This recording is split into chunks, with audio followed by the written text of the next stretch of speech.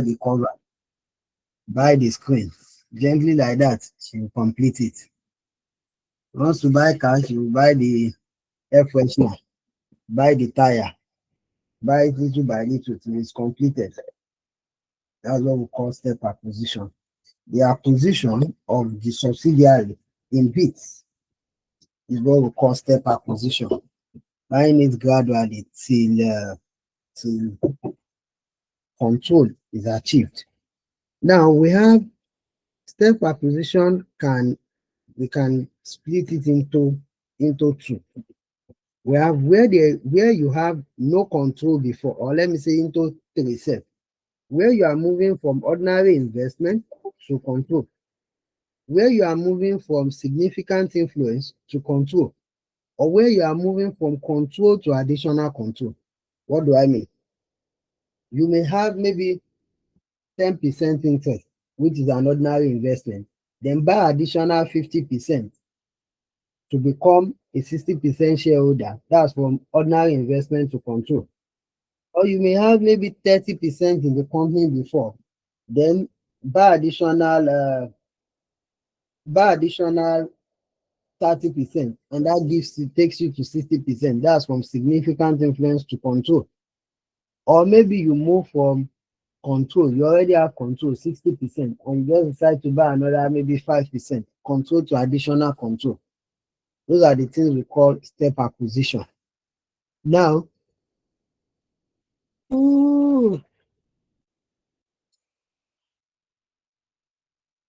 first thing first, we need to be clear on the fact that consolidation will only commence when control is achieved. That it is only when you gain control you will start consolidating. And once you gain that control, the date you are gaining control, the previous holding you have in the subsidiary, you will measure it at what? At fair value. And any increase or decrease, you take it to your retained earnings. Then it is on that same day you gain control, you'll be calculating goodwill. Now, if you now have control before and you make additional control, you don't recalculate goodwill. Whatever goodwill you have on the date of acquisition is the goodwill in the business. If you buy additional one, the difference between is just treated as it's charged to the retained earnings, not as goodwill. So the same way we calculate goodwill, fair value of, but in this case now, we have two acquisitions. So you bring the previous acquisition at its fair value, where it doesn't give you control before, you are just gaining control. Fair value of the previous holding, the purchase consideration of the additional interest, then you add the NCI and less the fair value of the net asset on that date, on the date you gain control, which is date of acquisition, to determine goodwill. Then we proceed to calculating gain or loss on the measurement of previous interest. The fair value less the cost of carrying amount will give us the gain or loss. And like I said, the gain or loss, we charge it to your SOPL. Now, if your first holding has given you control and you are just buying additional shares,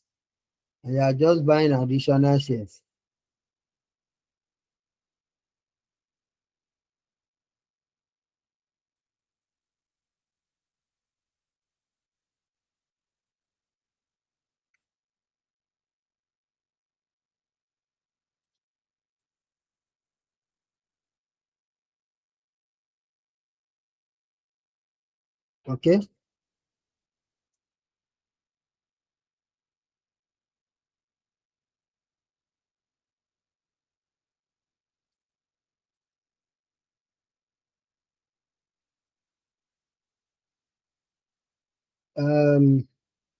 So as I was saying,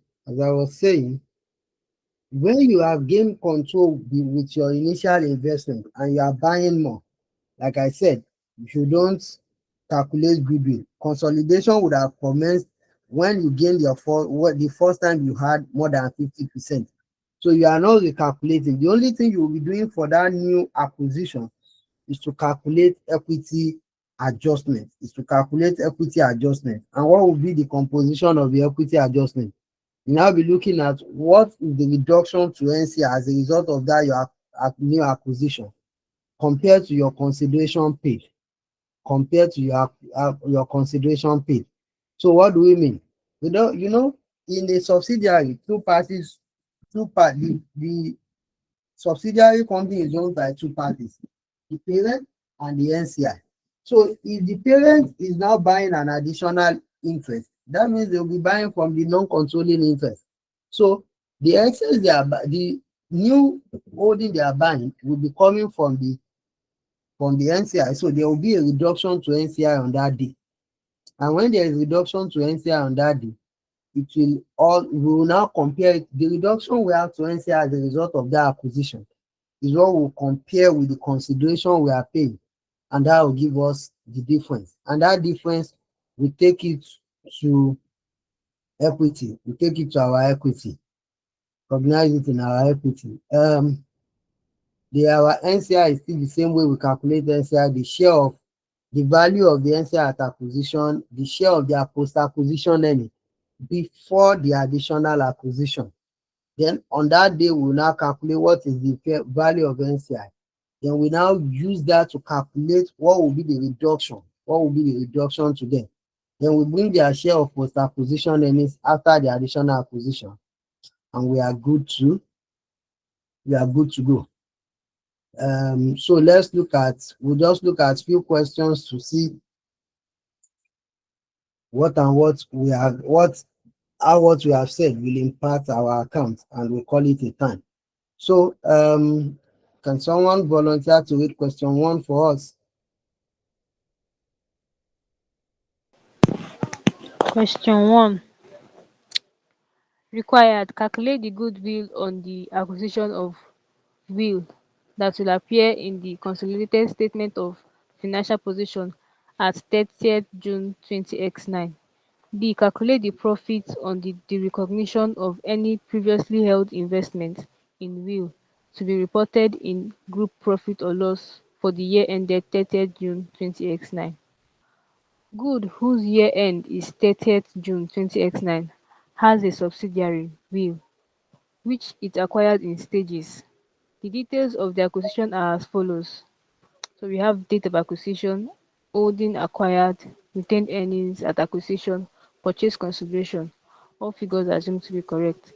The share capital of will has remained unchanged since its incorporation at $300 million. The fair value of the net assets of will were the same as their carrying amount at the date of acquisition. Good did not have significant influence over will at any time before gaining control of will. The group policy is to measure non-controlling interest at its proportionate share of fair value of a subsidiary's identifiable net assets. Required, A. Calculate the goodwill on the acquisition of will that will appear in the consolidated statement of financial position as at 30th June 20X9. B. Calculate the profit on the recognition of any previously held investment in will to be reported in the group profit or loss for the year ended 30th June 20X9.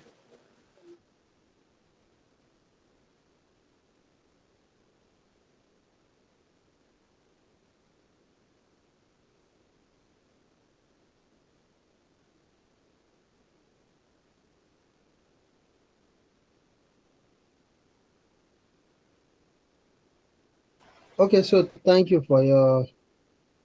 for blessing us with the reading. So we are first asked to calculate the goodwill that the goodwill on the acquisition of will, which will appear in the consolidated financial statement as at the year end.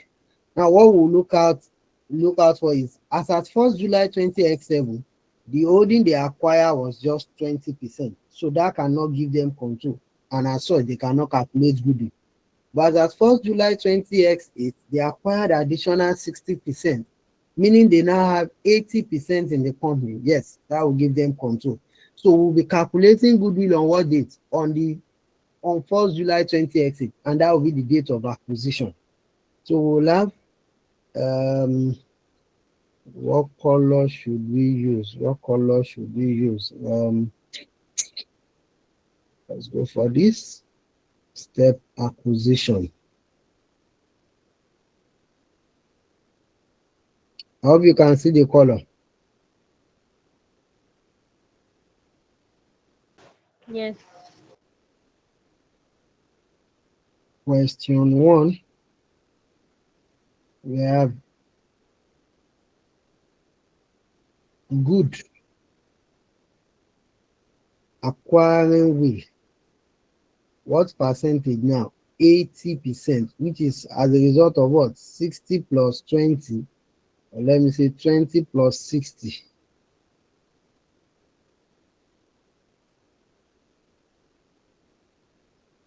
Then NCI will be what? 20%. The date of acquisition is 1st July. 1st July what? 20x8, because that was the date they gained control. Date of consolidation is what? 30th June 20x9. So what do we have? To calculate goodwill,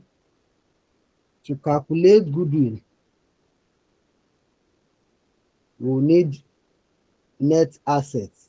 So net asset summary.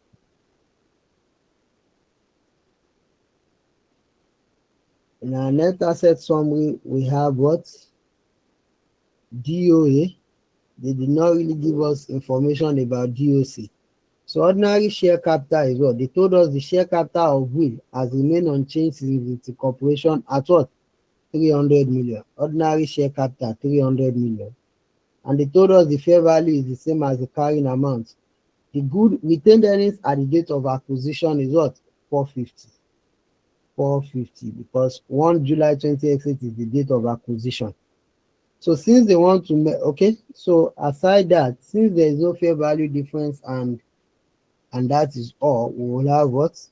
We will have this to be what? 750,000.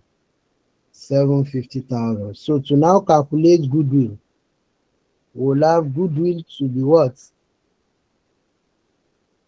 Purchase consideration, which is how much? 480. But this is only purchase consideration for the 60%. We need to bring fair value of initial investments. And what will be the fair value of the initial investment? They did not give us the fair value of the initial investment, but you will agree with me that the purchase consideration is a replica of, is the same thing as the fair value on that day, because what they would have paid to buy that shares on that day would be a function of the shares fair value. So we can just say if 480 is for 60% divided by 0.6 to know what 1% in the company will be, then multiplied by 20% to know what the value of 20% will be, and that will give us how much? That will give us how much? 160.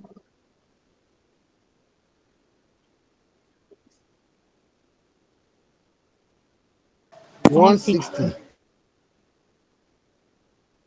Okay, 160.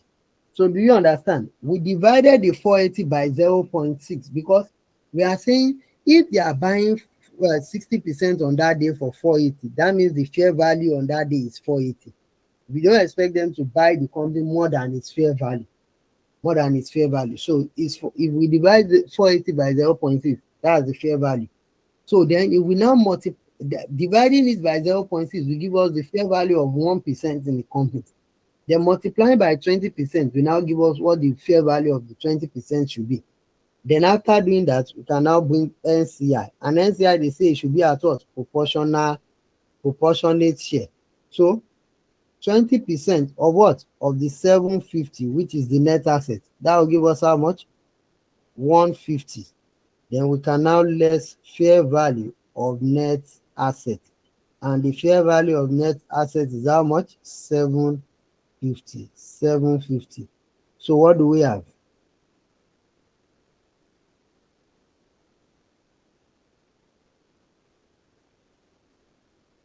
Figure. Eh? 40. 40. 40 is the goodwill. Then B, we are asked to calculate the profit or loss on the profit on the recognition of any previous held investment in WIT to be reported in group profit or loss. What do? We'll say profit on the recognition, or let me just say profit on initial investment, profit or loss on initial investment. Just like we said, to calculate the profit or loss, it will just be what? The fair value of the consideration. Fair value of consideration. And how much is that? Sorry, fair value of the initial investment. Fair value of investment. The fair value based on our calculation here is what? 160. Then we less carrying amount or cost. Since we don't have carrying amount here, what we less is cost. And how much did they say they buy it for? They bought it for 120. So that will leave us with what? 40 as the profit or loss on the investment. Then this one, we would have taken this to our where? We'll take it to our group retained earnings. We'll take it to our group retained earnings. That is that on that. Do we understand? Do we understand? Yes, sir. Sir, Question. that's 120. The 120 they gave us in the question purchase consideration for the 20% on 1 July 20x7. Abi? That's the initial investment we want to calculate profit or loss on. Is it clear? Okay. Yes, sir. Thank you. Yeah. Any Yes, other sir. I have question? question. Yes, sir. Go on. Sir, it calculating the net asset summary. We have only DOA. The situation Yes. whereby the DOC is given. How can we find the net asset summary? The normal way we do net asset summary, our ordinary share capital will repeat the same thing because most likely it will not change. But for retained earnings, they will give us retained earnings on the date of consolidation. Please, that person that the mic is helping can mute himself or herself. So that is that about that. They will give you the retained earnings on the date of consolidation, and the share capital value will most likely have not changed. And if they give you any other additional information, you treat it the same way we've always been treating it. Any other question? No, sir. All right, all right. So let's we'll be looking at question 4. Question 4 is looking at where we move from ordinary investment to control, or where we move from associate to control. Then when we finish looking at that, we'll look at question 5. Question 5 is from control to additional control. Then when we finish 4 and 5, we'll most likely go back to 2 and 3. But let's see how far we can go this night. Let's see how far we can go this night. Oh yeah, who will take us through the job?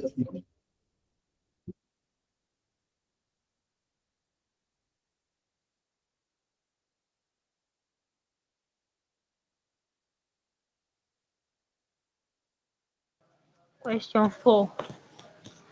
Jack plc bought 25% of Tones Limited on 31st December 2012 for $45 million. The balance on Tones Limited retained earnings was $150 million at this date. Jack plc bought 60% of Tones Limited on 31st December 2014 for $540 million. The balance on Tones Limited retained earnings was $300 million at this date, and Tones Limited held a non-current asset with a fair value of $150 million, more than its carrying amount. The fair value of the original investment, 25% in Tones Limited, was $90 million on 31st December 2014.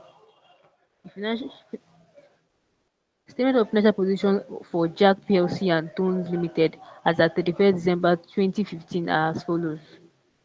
So we have assets, equity, all figures assumed to be correct. Sir, please scroll up.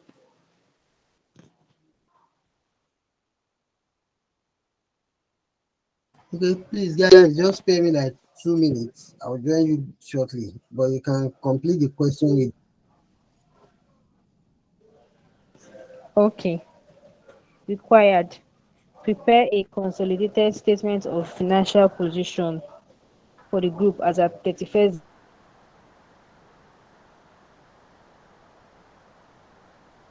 December 2015, assuming the initial 25% is associate.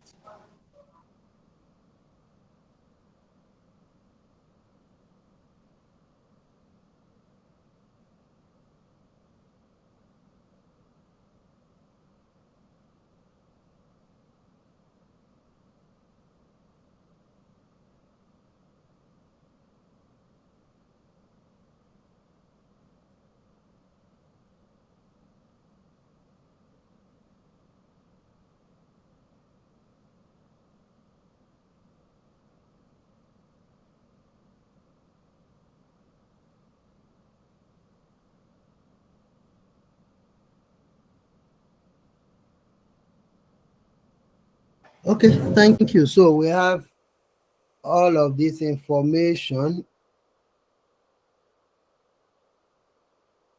We have all of this information about Jack and their subsidiary Tongs, where they bought 25% initially and they now bought additional 60%. So let's see how we'll treat in each situation and move forward from there. Mm,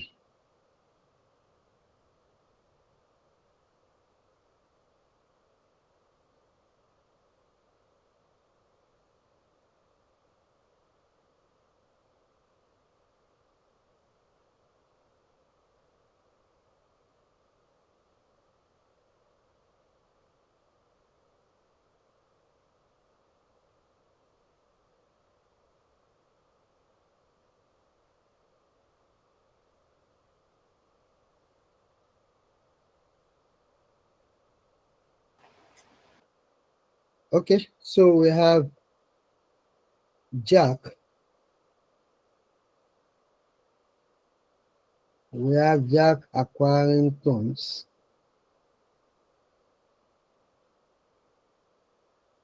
Question 4. A. We have Jack acquiring Tongs 85%, because he had 25% initially, they bought additional 20%, 60%. So that makes NCI to be what? 15%. And the date of acquisition as well as date of consolidation are what? The date of acquisition will be the date they bought the 60%, because that's when control was achieved. 31 December 2014, and date of consolidation is 31 December 2015. That means post-acquisition period is 1 year. Good for us. So note 2 would be that what? They did not really give us any much notes here. They only gave us fair value adjustment. Fair value adjustment of 150,000. Fair value adjustment, a surplus of 150,000. Sorry, 150 million. 150 million. Then we've been told that what? They did not tell us if the asset has a remaining useful life. So we'll just assume the asset is a non-depreciable asset. We'll assume it is a non-depreciable asset. Then they gave us the fair value of the original investment. What do we need that for? We need that to calculate the profit or loss on previously held investment. And don't forget, in this A, we are treating this thing as what? The initial investment as ordinary investment. We are treating the initial investment as ordinary investment. So that means, what do we have? Profit or loss on previous investments or initial investments. On previous investments. We have what? Fair value. The fair value is 90 million. Why the cost? We less the cost, and the cost is how much? They bought it for 45 million. They bought it for 45 million. That is leaving us with what? 45 million, as this is 90 million. This is the cost, 45 million. So we'll have what? We'll have 45 million as the gain on the acquisition. So what do we do? The 45 million, the double entry would have been to debit our investment in the subsidiary and credit what? And credit what is it called? Credit our retained earnings. Retained earnings of who? Of Jack. Because they are the one making that gain. They are the one making that gain. Then note 4 will have what? In the absence of any other information, we can just go straight to calculate, straight be doing our net asset summary. Net asset summary. So in our net asset summary, we will have what? DOA, DOC, PAE. DOA, DOC, and PAE. DOA, we have ordinary share capital. Ordinary share capital is what? 100. It will not change because it doesn't usually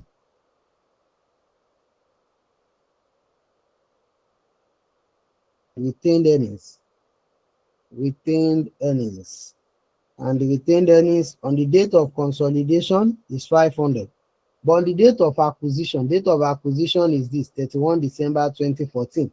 And they told us the retained earnings on that day is what? 300 million. 300. So that will give us what? 200 as post-acquisition. Then what else do we have? Fair value adjustment, the surplus. The surplus. So it was 150 at the date of acquisition. It hasn't changed at the date of consolidation. So that will make this to be what? 550. Then this will be what? 750. And post-acquisition will be what? 200. Then note 5 will have what? We'll go for goodwill. And we'll be calculating goodwill as at 31 December 2014, which is the date of acquisition. So we have what? Fair value of initial investment. The fair value of our initial investment is how much? 90. Then purchase consideration of the new investment. They told us they bought the new investment for how much? 540. They told us they bought it for 540.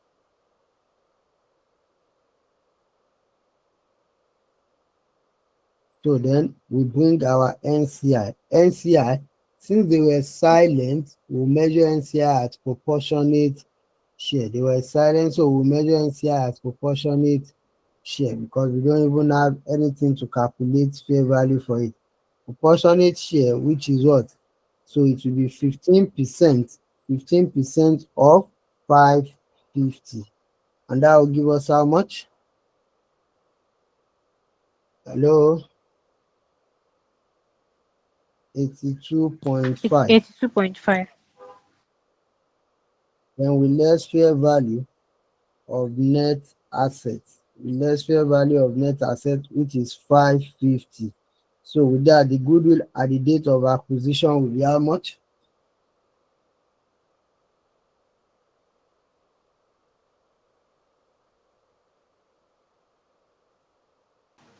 162.5.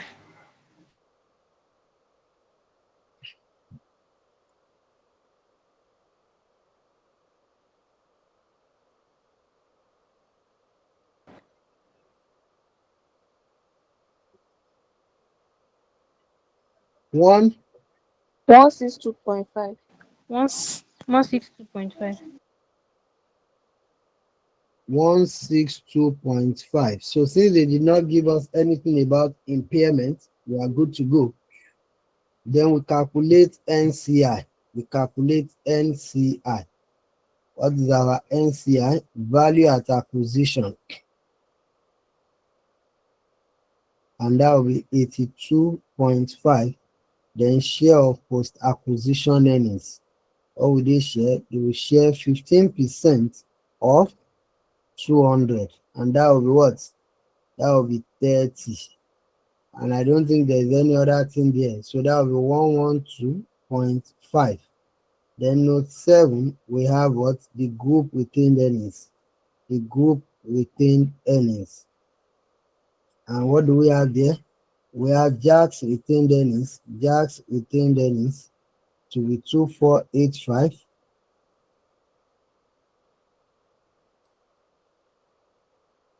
Then Jack's retained earnings is 2485. Then we bring share of post-acquisition earnings, which is 85% of the 200, and that should be 170. Aside that, I don't think we have any other thing. I don't think we have any other adjustment. Yeah, we have profit on initial investment. Profit on initial investment.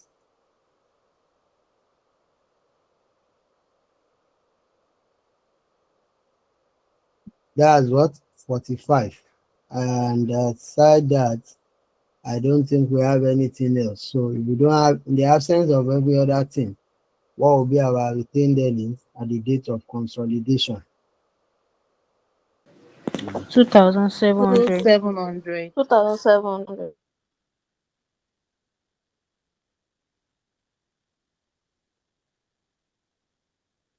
2,700.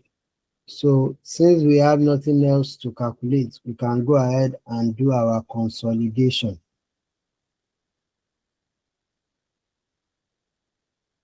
Does Fortune now know her way to this place, or she has written her own exam? She doesn't need the class again. Sir, is it my own fortune? I wanted to know because they said you are now bigger than the class. No, sir. I'm here now, sir. Consolidated statements.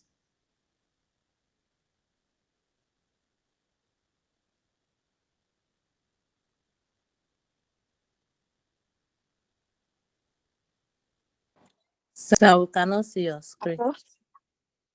I think he Let me, left the call. let me message you. He may not know that he has left like that. Yes, yeah. May not know.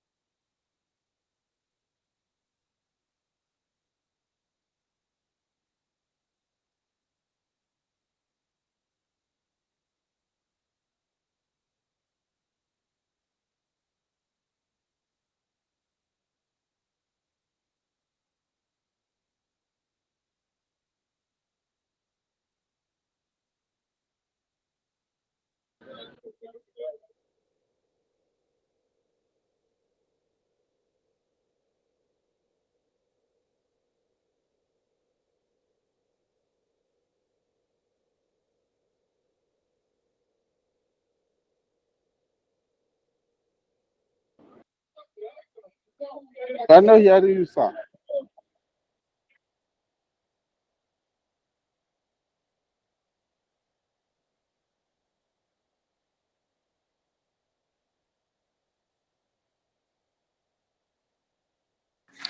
He has responded to me, said he will check his network. I already told him.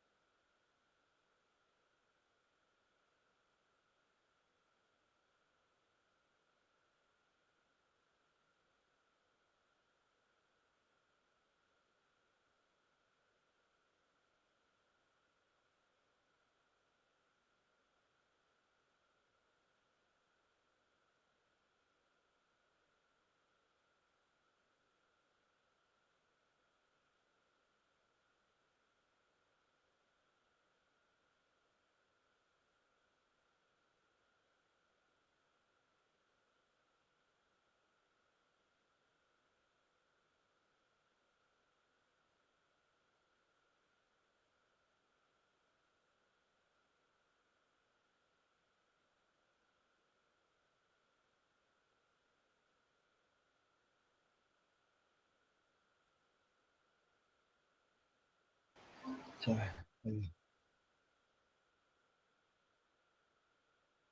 Okay. I'm sorry about that. I think network doesn't know we're having a class and the thing just went off. But I believe you guys can hear me now. Can you guys Yes, hear me? sir. Yes, sir. Yes. Okay. Let's quickly move. So in our consolidation, we have assets. The investment, since they are both investment in tones, we cannot consolidate. Other assets we have, other assets, we will have what? 2,500 plus 600, plus 650. 2,500 plus 650.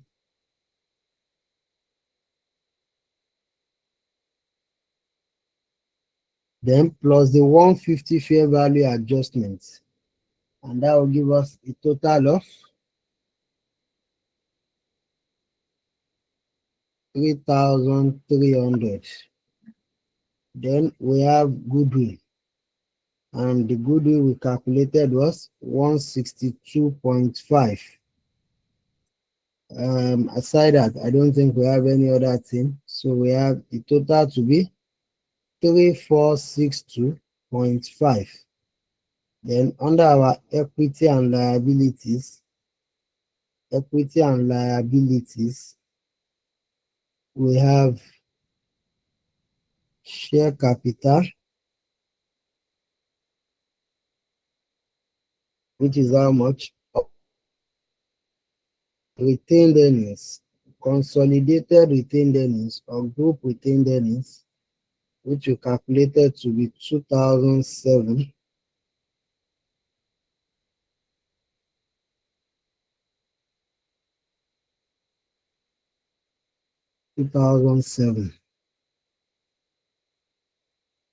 So that will make our shareholders' funds to be 2008. NCI, we calculated that to be 112.5. 112.5. Then what else do we have? Current liabilities. And our current liabilities are what? 500 plus 50. And that will be 550. So what do we have in summation? 2.5, 6, we have 13, 14, 4, 3462.5. So that is that on that aspect of the question. Any question? Any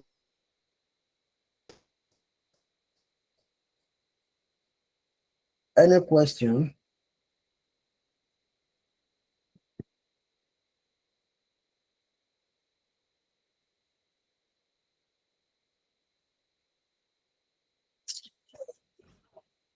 So this one we solve now is for the ordinary investments. That's ordinary Yes. investments to control.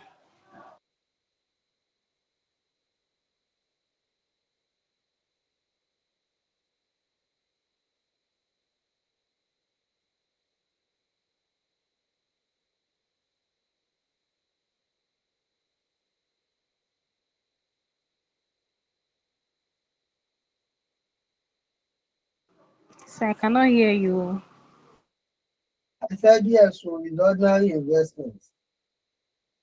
Okay, okay, thank you.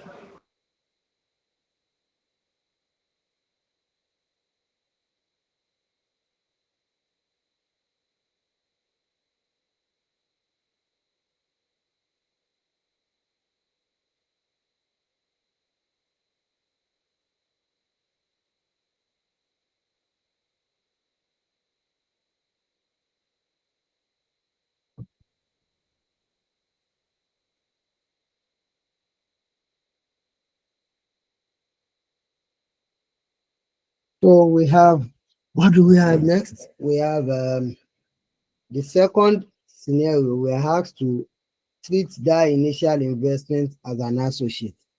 And if we are to treat that initial investment as an associate, we will have to do what? We will have to, the difference our solution we have will be a bit. So what is the difference? Question 4, B. Initial investment as associate. Initial investment as associate.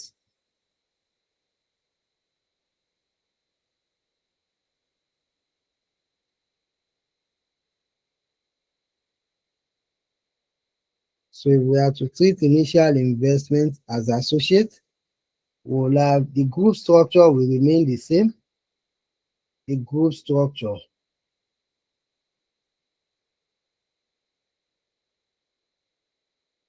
it will be the same.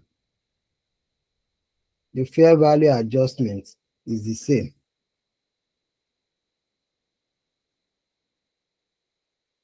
So for the profit or loss, before we can calculate the profit or loss, we have to first do investment in associates. Remember, investment in associates is accounted for using the equity method. So we first need to calculate the value of our investment in associates as at that day. So investment in associates will be what? The cost of the investment in associates is how much? They bought the investment for 45 million. 45 million. Then there will be a share of profit because as an associate, you share profit.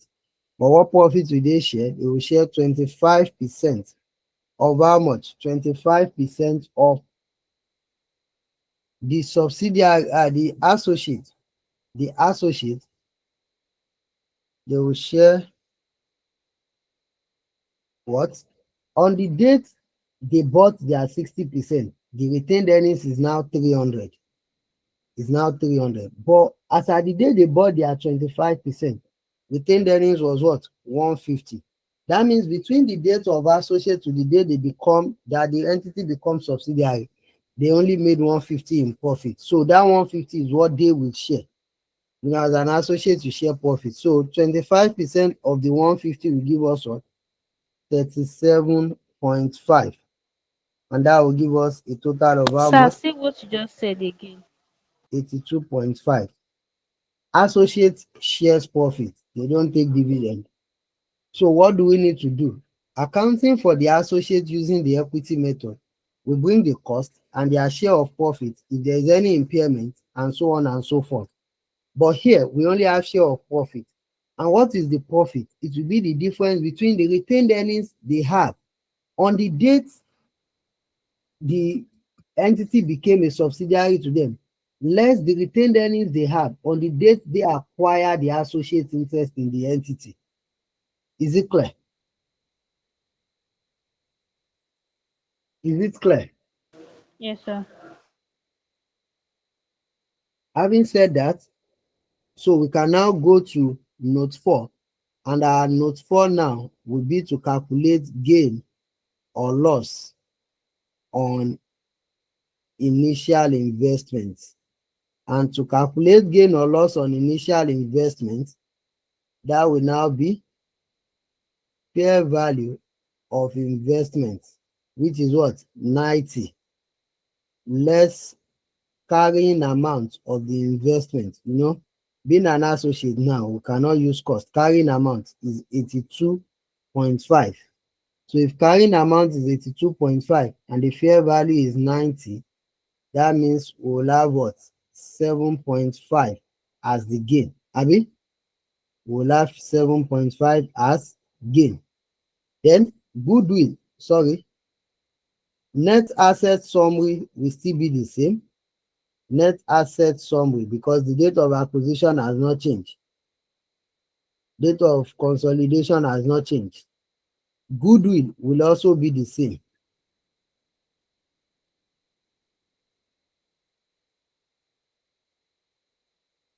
NCI will be the same. Because the parameters we are using, fair value of initial investment is still 90. Purchase consideration is still 540. So all of those things will not change. However, group retained earnings will change. It will change a bit. Group retained earnings. What will now be our group retained earnings? For JAX retained earnings, it is how much? 2485. 2485. Then we have what? Share of PAE. For that share of PAE, we will now split it into two. We have share of PAE from associates, from it being an associate. As an associate, their share of PAE is 25% of 150, which we calculated here to be how much? 37.5. Then as a subsidiary, their share of associates is now what? 25% of 200, which is 170. Then we can now bring what? Profit or gain on initial investments, which is how much? 7.5. With that, what do we have as summation? Hello?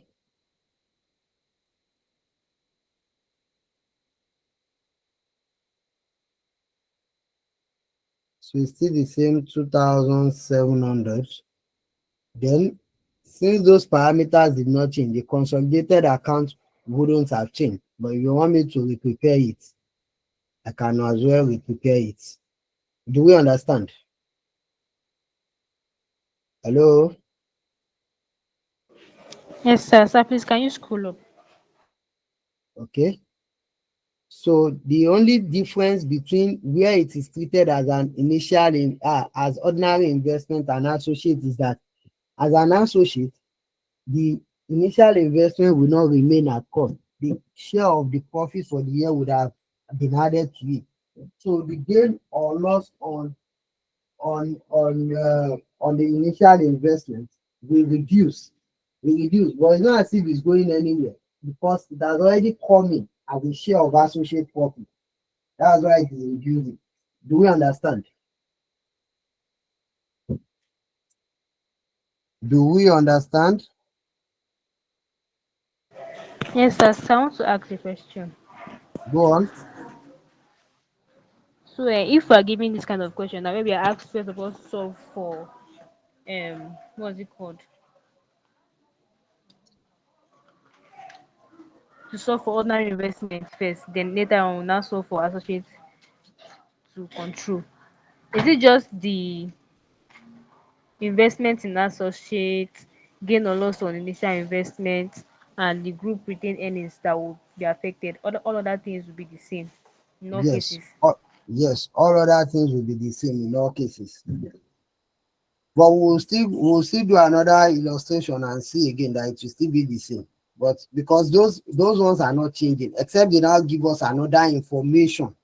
Maybe they now say if it is ordinary investment, so this will be the case. If it is an investment in associate, this will be the case. But if all other information are remaining the same, then those are the only things that will change.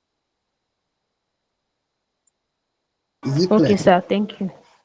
Yeah. Yes, So sir.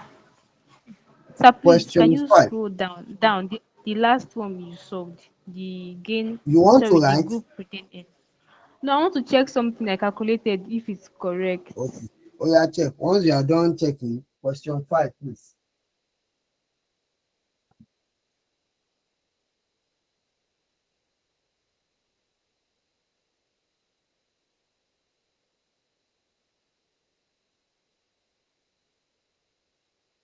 Yes, sir, I'm done. Okay, read question 5, please.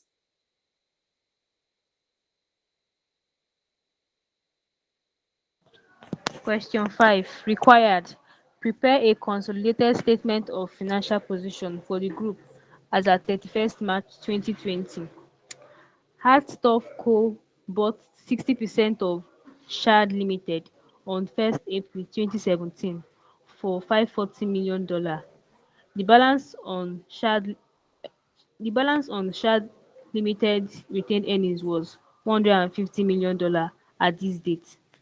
Hartstoff Co. bought 10% of Shard Limited on 1st April 2018 for $45 million. The balance on Shard Limited retained earnings was $300 million at this date. Statement of financial position for Hartstoff Co. and Shard Limited as at 31st March 2020 are as follows. All figures are assumed to be correct. Required: prepare a consolidated statement of financial position for the group as at 31st March 2020.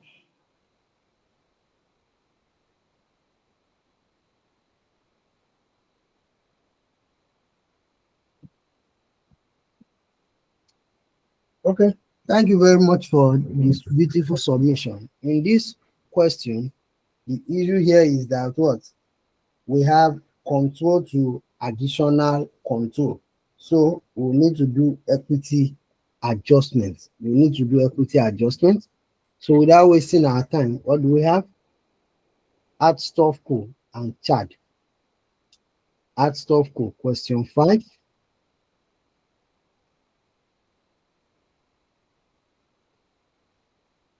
Hartstoff and Shad. Where Hartstoff Co. holds what? Hartstoff Co. hold 70%. How? They hold 60% initially and they bought an additional 10%, with date of acquisition and date of consolidation being what? Date of acquisition will be 1 April 2017, because that was the date they gained control. While date of consolidation will be what? 31 March 2020. 31 March 2020. So we'll have what? Note 2. They did not tell us, they did not give us any other additional information for the companies, no other additional information. So we'll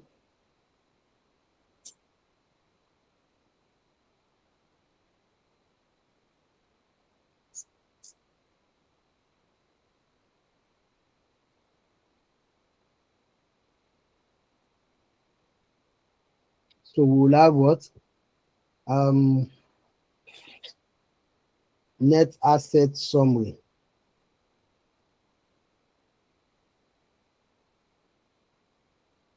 Then for our net asset summary, we have DOA, DOC, and PAE.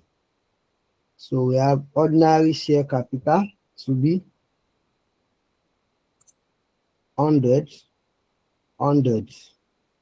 Then retained earnings. On the date of acquisition, the retained earnings was what? 150 million. So we can do it this way.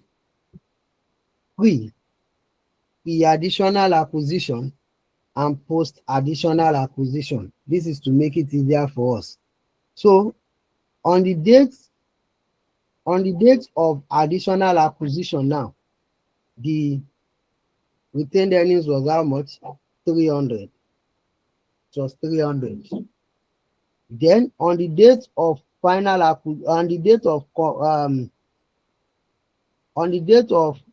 consolidation, it is now 500, meaning there was 200 increase post additional acquisition. I don't know if you understand what I did. On the date of acquisition, the retained earnings is 150. That's what I've put here. On the date they bought the additional shares, the retained earnings was 300. That's why I've put that under the date of consolidation for pre. Then on the date we are finally consolidating, it is now 500.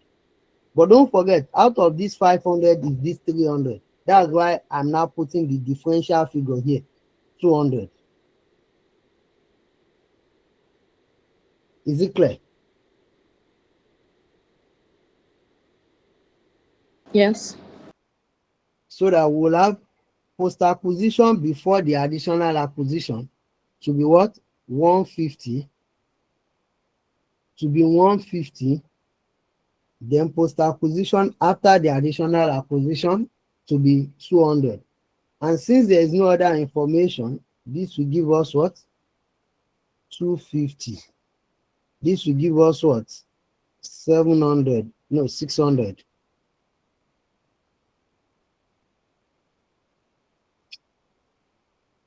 Then this will give us what? 350. Having done that, we can go to note 3, goodwill. And what will be our goodwill? Purchase consideration.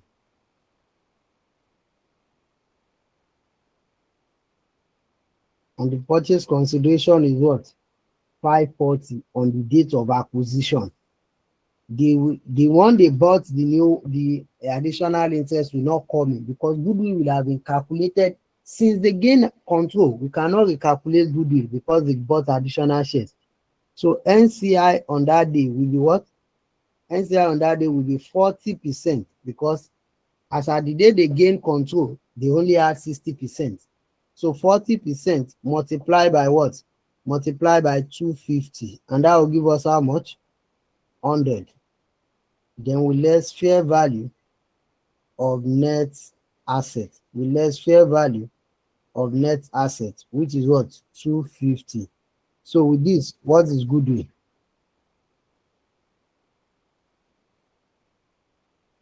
$390. 390. Okay. Then we can now proceed to note 4, which is NCI. So NCI will be what? Value at acquisition. What is the value at acquisition?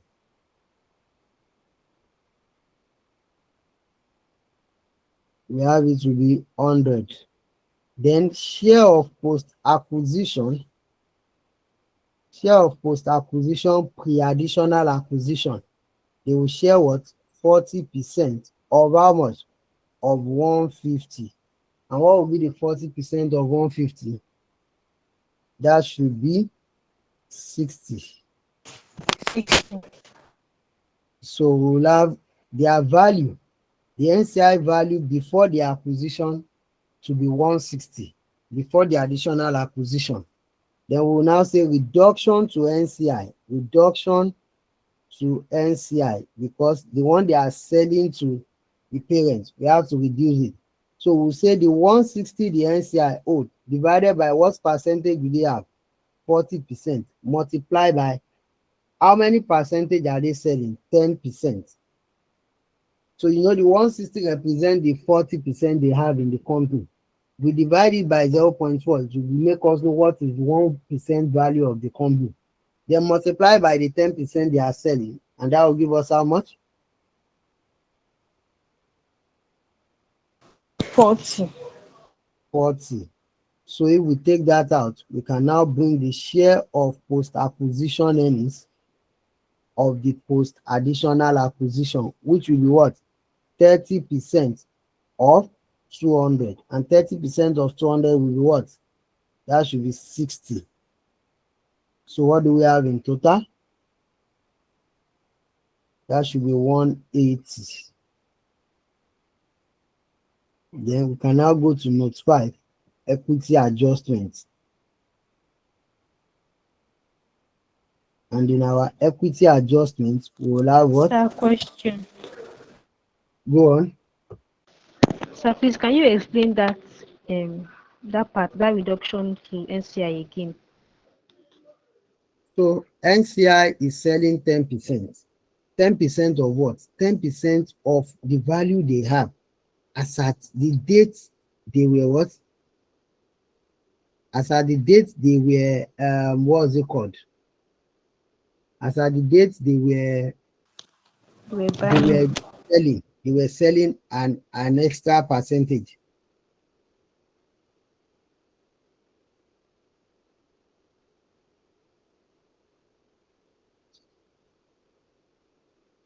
So to calculate the value of what NCI, you know, when NCI is transferring, they will transfer at fair value. So that's why we first calculated what is the value of the NCI on that day, which is the value they have at acquisition plus their share of post-acquisition earnings up to that date.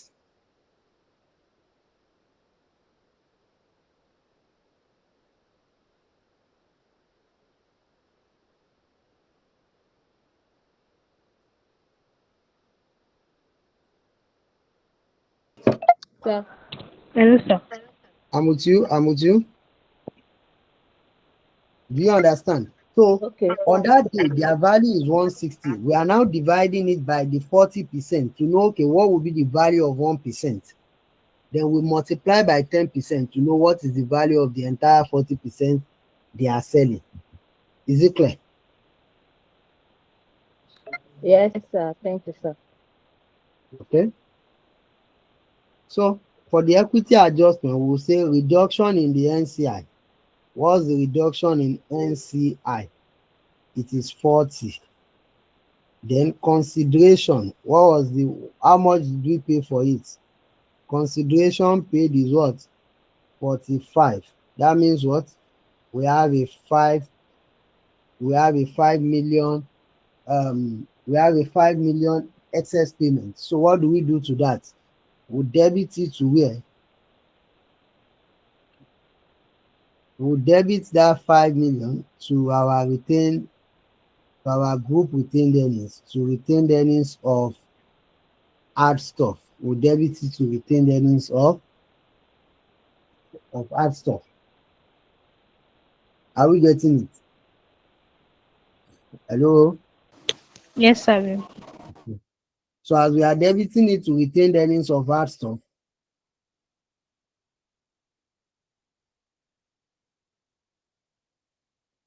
we'll credit what? We'll credit the bank. You know, when we are buying, we'll debit what? Debit, what's it called? Debit Purchase. NCI with 40. Abi? Debit NCI with 40. Debit retained earnings with a 5. Credit bank with the whole 45. Abi? Is it clear?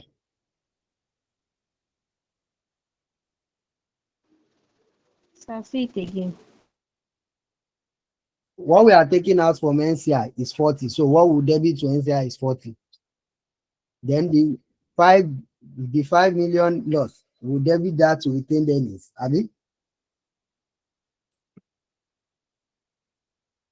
And for the acquisition, where is all the money coming from? From bank. So we'll credit our bank. Is it clear?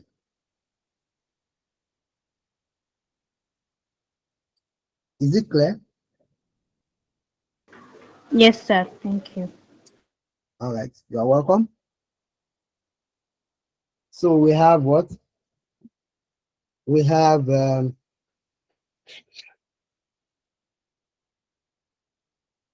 note 6.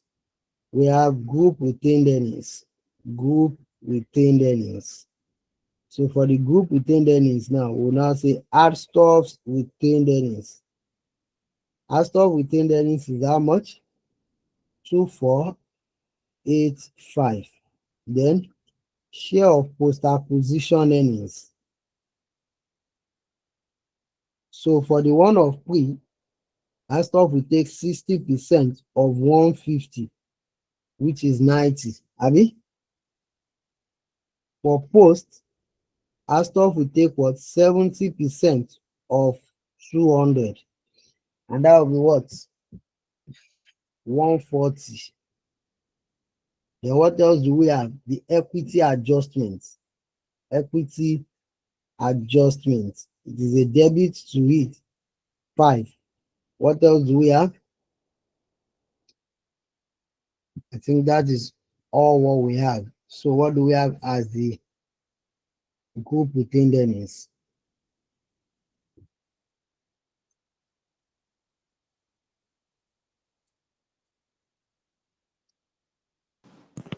$2,710. 2710. So to consolidate now, can now say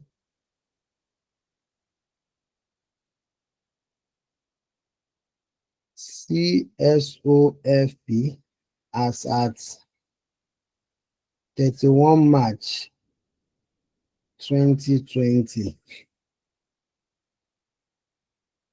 So what do we have?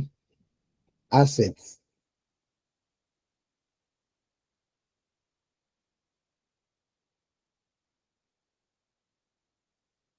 We have other assets.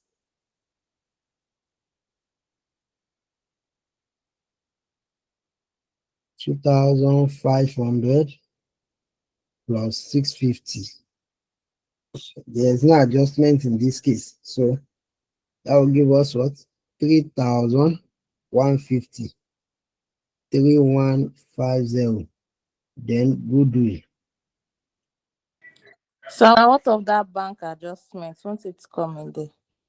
They've already recorded that now. You know, the 45 is already in this investment in Chad. Okay, sir. So that one has been recorded already. So aside goodwill, I don't think any other thing is coming. So we have 4540. Then we can now go to equity and liabilities.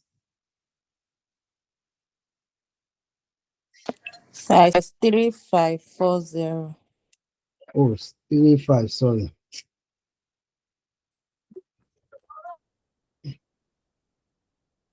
Share capital is what? 100. Retained earnings.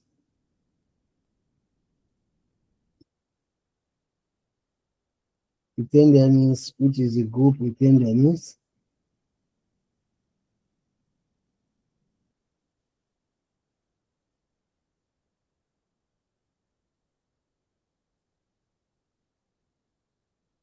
Group retained earnings 2,710. So that will give us 2,810. NCI. NCI was what? 180 at the end of the year. Then what else do we have? Current liability. And what is in our current liability?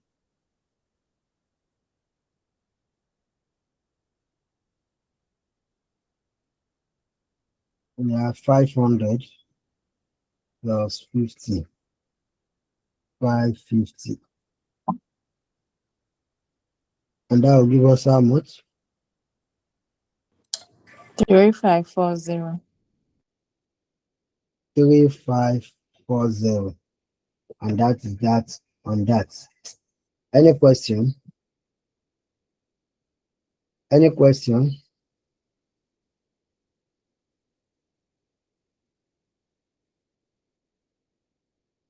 Any question? Sir, No, sir, sir. please, I want to ask a question. I can start. Go on Sir, with your question. the Go on. other purchase consideration, Which one? that 45 they Yes. used to buy the other company, why are we removing it from that reduction in NCI under the equity adjustment? So we Why want is to it? know that on the purchase they are making, did they make profit or did they make loss? Do you understand? On the additional acquisition they made, did they make profit or did they make loss? But we don't want to call it profit or loss. That's why we call it equity adjustment.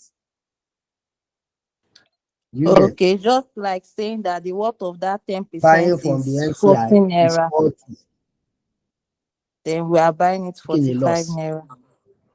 Okay, thank you, sir. You're welcome.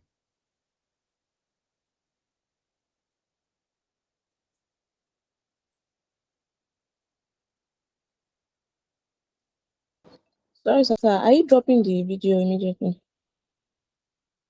Yeah, no, tomorrow. That Okay. video is always heavy, so it will finish my money. I will drop it. I'll drop it when I get to office. Okay. So we are not done for tonight. Oh, Okay. I think I've said anything like we are done for this night. Oh yeah. Along Question 2. Who is reading? Precious.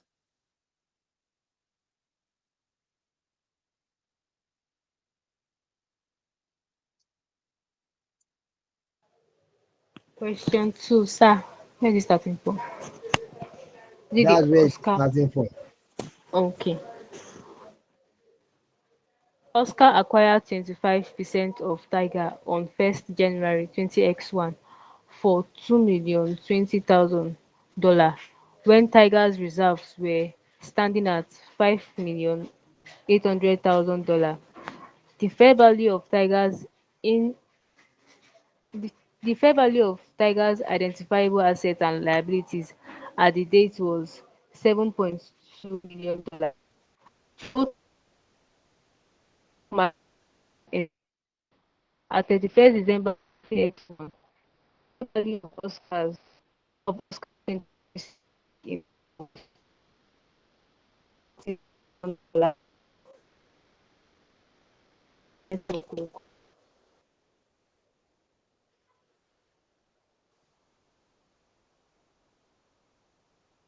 We can't hear you.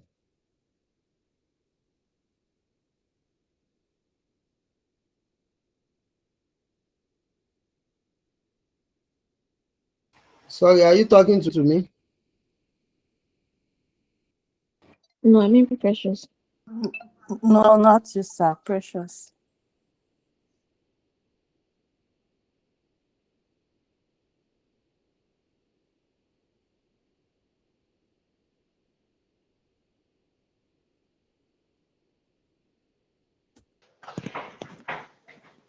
A further 35% stake in Tiger was acquired on 30th September 2022 for $4,025,000, equivalent to the fair value of $14.375 per share acquired on that date, giving Oscar control over Tiger. The fair value of Tiger's identifiable assets and liabilities at that date was $9.4 million, and Tiger's reserves stood at $7.8 million. For consistency with the measurement of other shares, Oscar holds all investments in subsidiaries and associates at fair value through other comprehensive income in its separate financial statement as permitted by IFRS 10 Consolidated Financial Statement. At 31st December 2022, the fair value of Oscar's 60% holding in Tiger was $7,020,000, and total cumulative gain recognized in other comprehensive income in Oscar's separate financial statements amounted to $975,000. Summarized statement of financial position of the two companies at 31st December 20x2 shows. Please scroll up.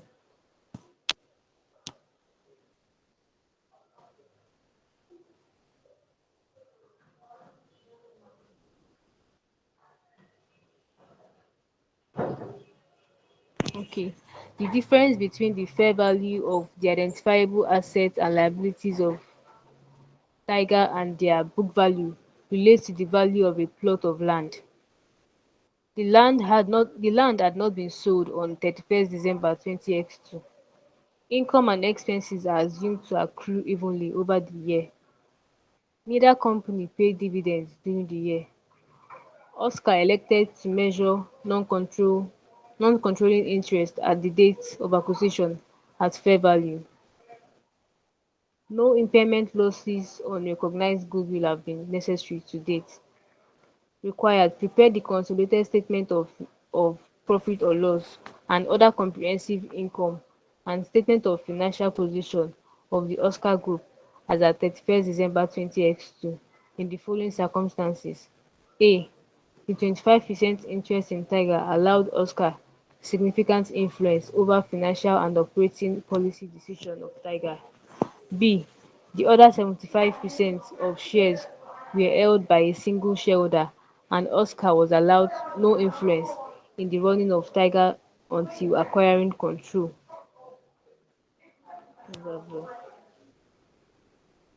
Okay, thank you very much. So as we can see, this is just like the question 4 we did, where they had an initial holding and they bought more. And we've been asked to use the two scenarios here again. For, for us, we were asked to consider it as an associate first before we consider it as an ordinary investment. So what we'll just do is what we'll just quickly go to it and we still have SOPL in it. It's all easier. It makes it all easier. So what do we have? Um, so we have Oscar and Tiger. Question 2.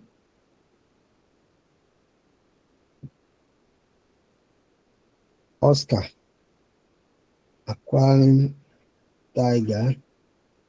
How much? 60%. How is it 60%? 25% initially, 35% subsequent. Here is what? NCI is 40%. The date of acquisition is what? The day they gain control, 30 September 20x2. Then the date of consolidation is what? 31 December 20x2.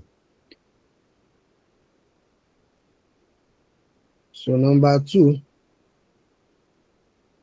assuming significant influence.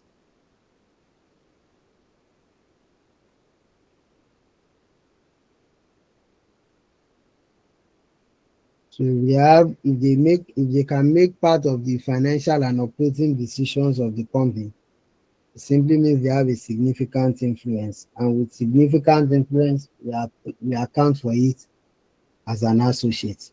Are we getting it? Yes, sir. Are we getting it? Yes, sir. Okay.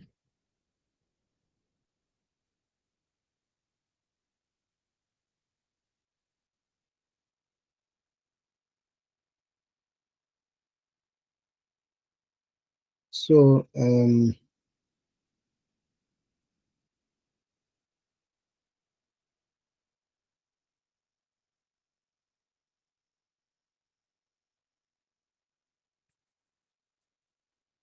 okay, so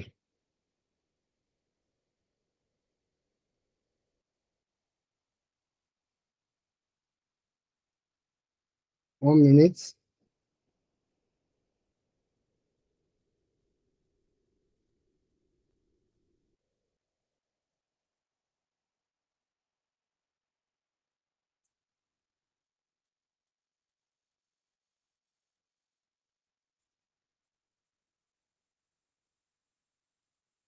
So we have, if it's having a significant influence, the first thing we will be concerned with is what?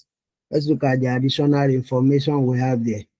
When they acquired the first 25% interest, they gave us their reserves, no problem. And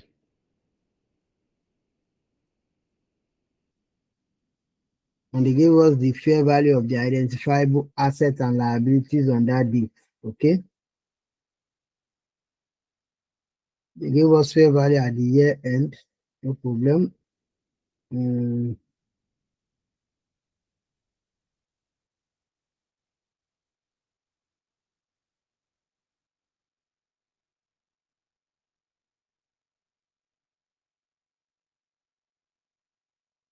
So first thing first, we will have to derecognize the gains they are recognizing on the investments.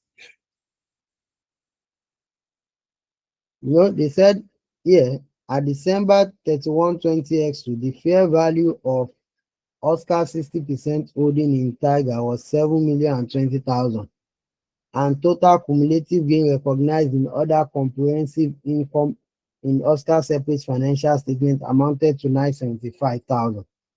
They cannot be recognizing fair value gain on a subsidiary, so we'll have to recognize that. The recognition of fair value gain on investment. How much is that? 975,000. So for that one,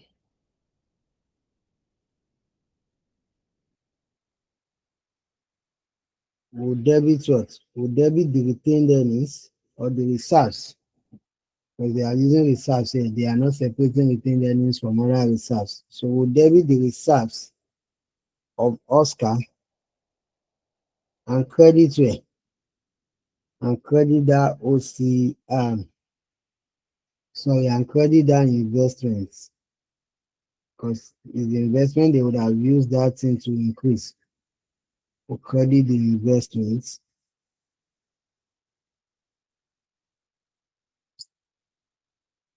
Then they gave us their financial statements. We were told that the difference between the fair value of the identifiable asset and their book value relates to land. So that means it's non-depreciable. And they haven't sold the land till the year end. So that's also easy. We have to assume income accrue evenly throughout over the year. So that means I'm just even noticing that now the post-acquisition period is actually less than 12 months. So we'll have to use we'll have to adopt the media acquisition knowledge here. We'll have to adopt the media acquisition knowledge here. Then we also have what? We also have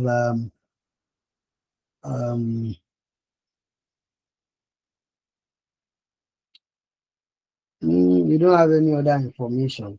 So I think the first thing we should do is note 3. Let's go calculate the net assets summary.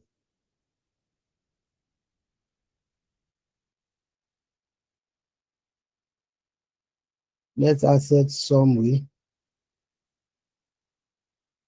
So we'll calculate net assets summary for when it's an associate. When it's an associate, we'll have DOA, reporting date, and GOC. Why am I calculating when it's an associate separately? I'm calculating when it is an associate separately so that I can determine what is the retained earnings, what is the post-acquisition earnings when it was an associate. So we'll say ordinary share capital, that was 800. Then reserves. For the reserves, on the date they gain control, which is the reporting date now, they said the fair value stood at this, but their reserves stood at what? 7,800. While on the date they acquired the 25%, The reserve stood at what? 5,800. So what's the RD? Reporting date. We don't consolidate associates, so we can't call it date of consolidation. Rather, we'll call it Oh, reporting date. So, okay. and with this now, the DOA should have been, the DOA value should be, what's it called? Can you guys hear me? Yes, sir. Somebody Okay. raised hand. Okay. Who is that? Does anyone have any question for me? Mr. Silas.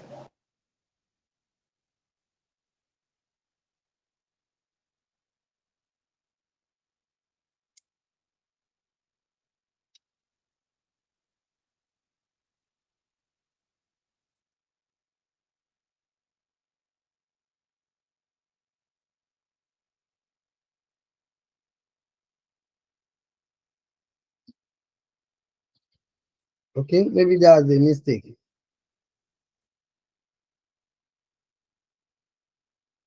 So I'll just proceed. Fair value adjustment. They told us the fair value of their assets and liabilities was 7.2. And if we add up this, what will it give us? It will give us 6,006. Abi? It will give us 6,006. So that means the fair value adjustment will be how much?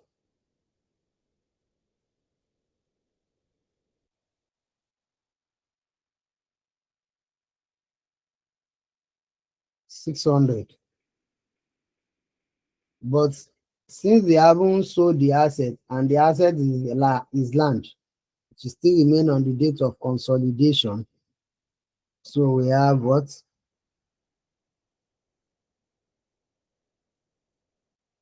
2,000, 7,002, and 9,002. Okay?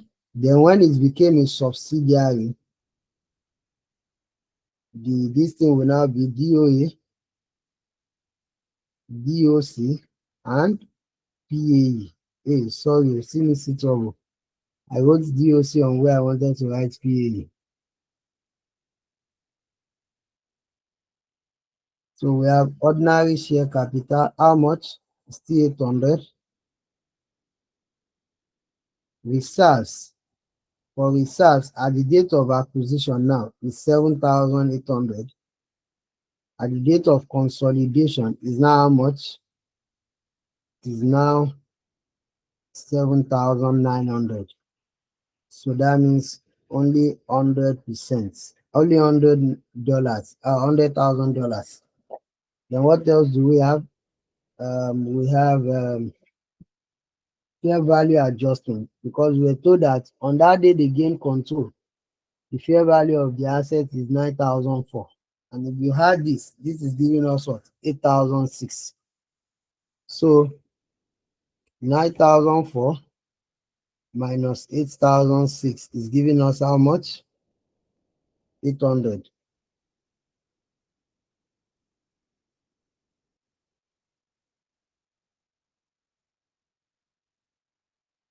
Are we there? Yes, sir. 9,004. So since they said it's land, it will not depreciate and it will still remain at the same thing over the period. So we'll have this to be 9,005. That's net asset summary. Then having done the net asset summary, we can proceed to just go and do the gain at the investment in associates, or we go and calculate goodwill.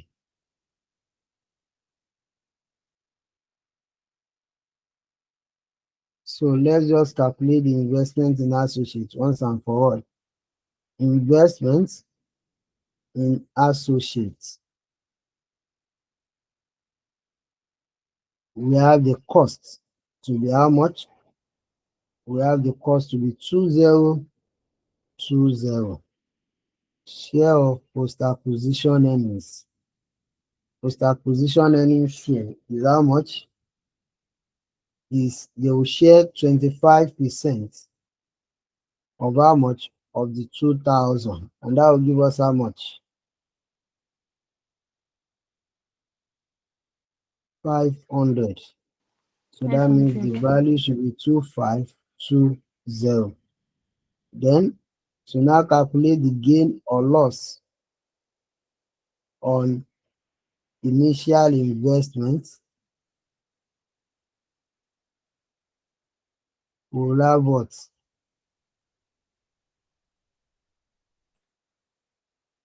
One minute.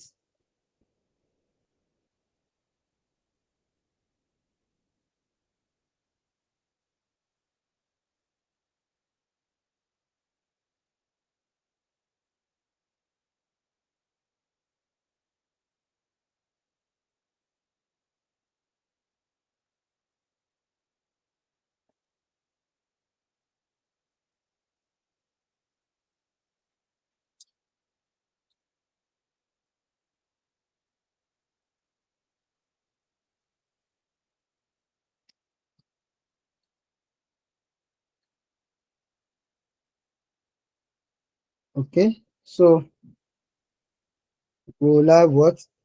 Fair value of the investment is how much?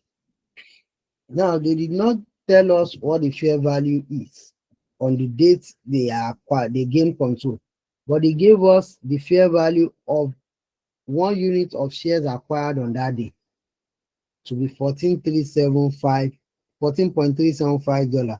So $14.375 multiplied by how many shares do they have? We know they have 25% shares. Of how many shares? The share capital in the company is 800 divided by $1. So that will give us what? Is it $1 per share? Yeah, $1 per share. So what do we have with that?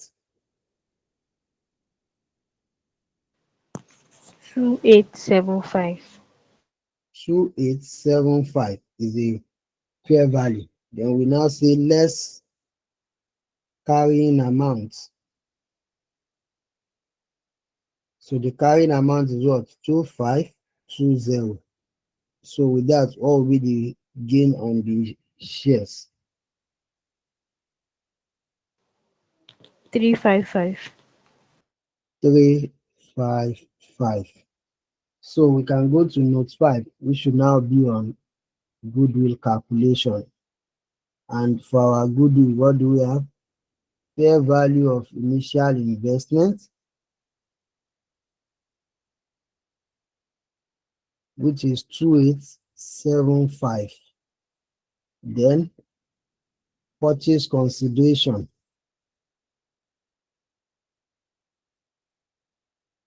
of the new one. They said they bought the new one for how much? 4,025,000. 4,025,000. NCI. NCI, how did they tell us to measure NCI? They said they measure it at fair value. So NCI at fair value will also be what?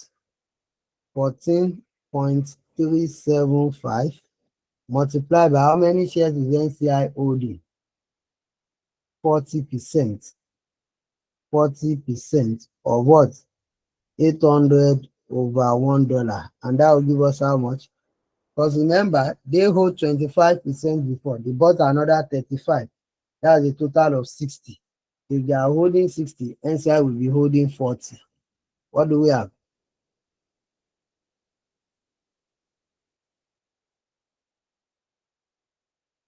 Hello? 4600. 4,000 or 1,000? 4600.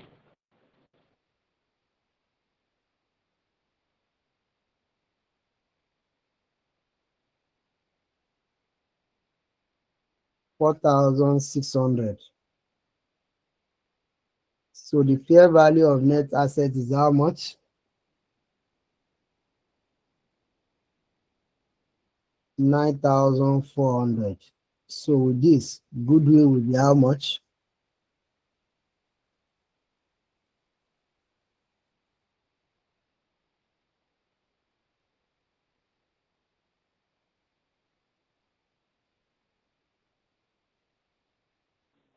$2,100. 2,100. Then we can come back to this place and continue with our calculation and say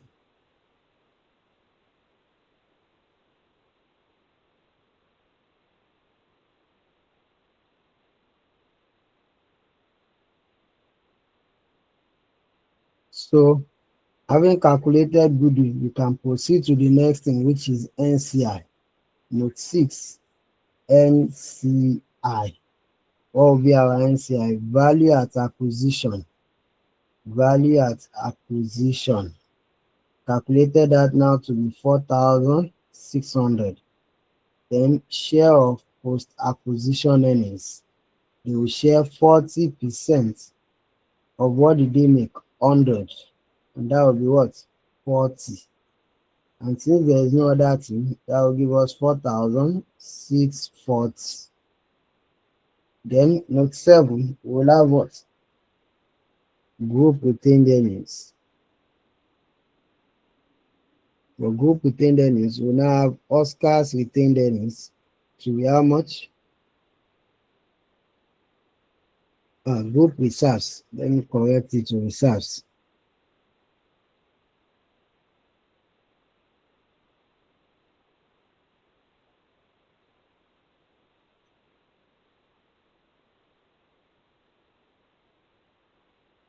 Oscar's reserves is 4720. Then we bring what? Share of post-acquisition earnings. So what are the share? As an associate, Oscar shared how much? 25% of 2,000, which was 500. As a subsidiary, what did you share?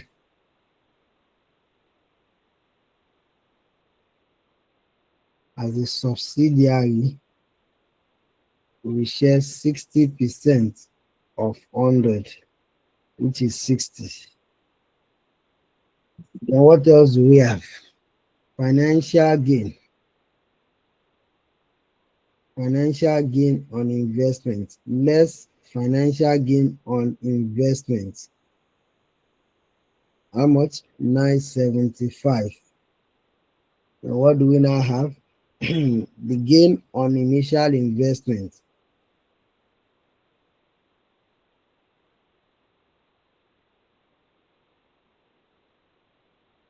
Gain on initial investment is how much? 355.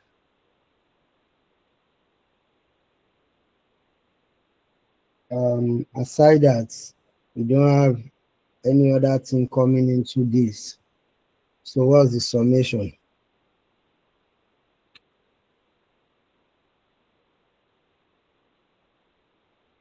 What's the summation?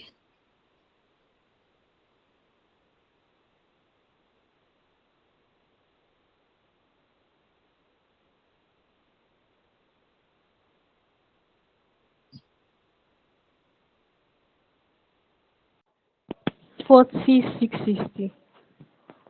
40660.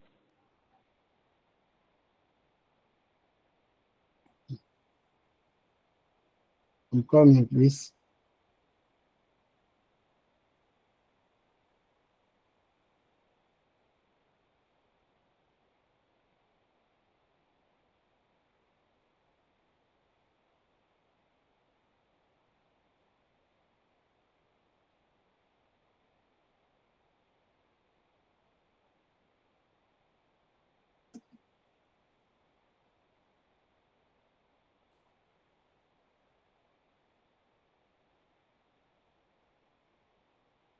What do you call it?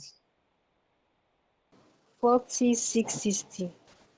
Okay, taking. So aside that, what we'll now have is what? So we'll have because we are consolidating SOPL, we'll have to split the we'll have to split the profit. So we'll say share of profits.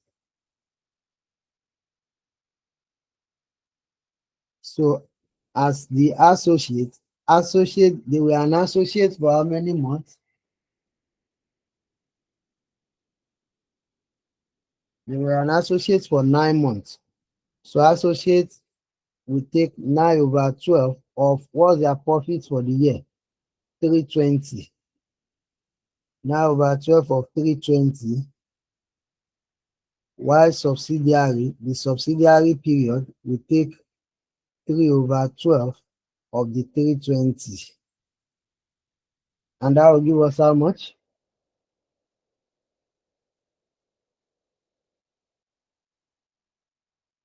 Share of OCI. Associates 240. 240, and then subsidiary 80. 80. So share of OCI, associate will take 9/12 of 80. Subsidiary will take what? Sir, the 9 3. months is from what date to what date?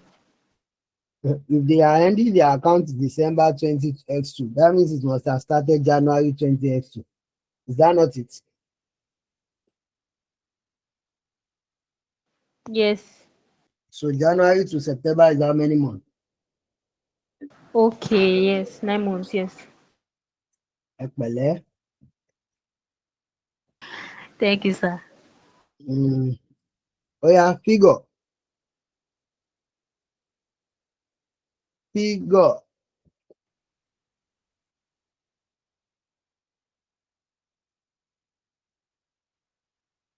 $60 for the first one. 60.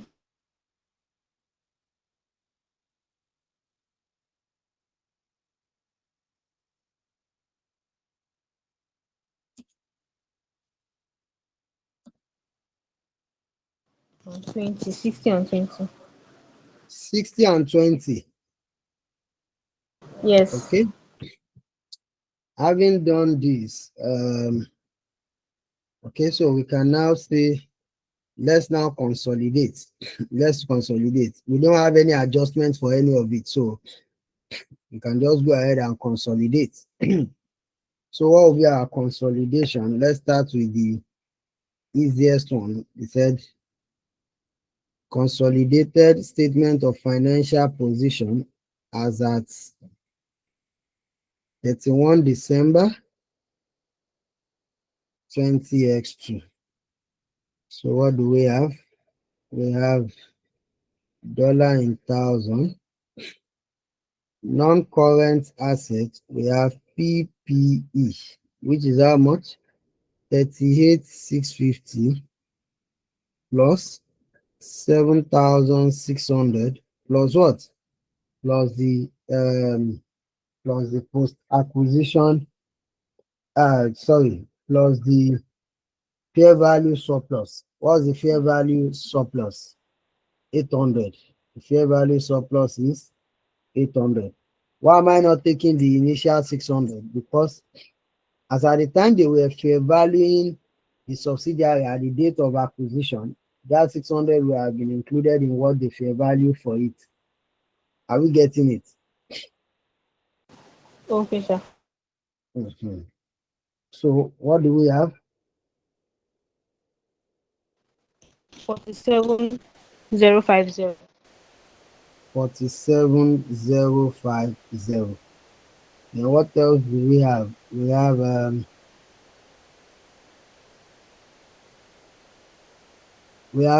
We cannot bring investment again, so we'll just bring goodwill. And how much is the goodwill? 2,100. Then current assets, which is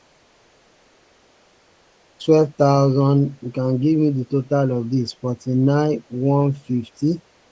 Current asset, we have that to be 12,700 plus 2,200. There is no adjustment to current assets with this. So we have what? 14,900. So what do we have as our total assets?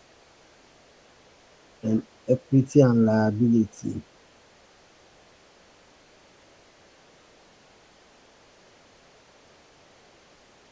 We'll have share capital 54,050. 54,050. Share capital we have 64. 10,200, For no 64. 54.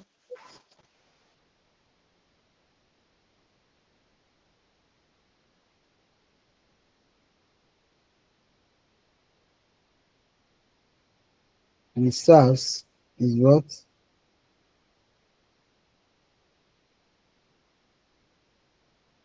40,660. So that will give us 58,60. Then NCI. NCI is 4640. Sir, question. Go on. Okay, I wanted to ask, so you know, when we are preparing what's it called? Huh? POL, that when we are preparing if when we are preparing POL, is that when we take into consideration the mid-year acquisition? Yes, because SOFP information are as at the year end, so there is nothing to correct there. But if we are doing SOPL now, which covers throughout the year, we have to correct in that place. So this will give us 8,550. So what's the summation?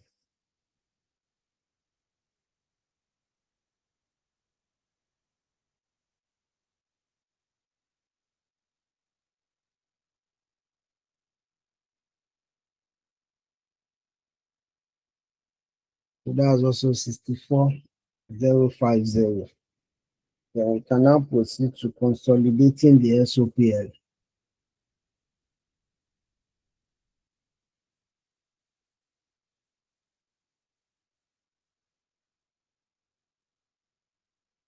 Consolidated statement of profit or loss and other comprehensive income for the year ended 31 December 20x2. So what do we have? PBIT, it will be 1,280 plus 3 over 12 of 420, because we are only subsidiary for 3 months, and that's what we can consolidate for. Finance cost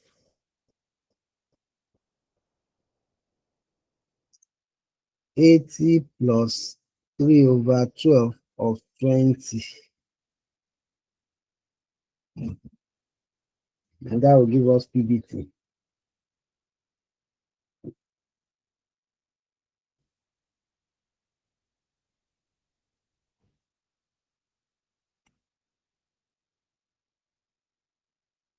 Then share of associates profit.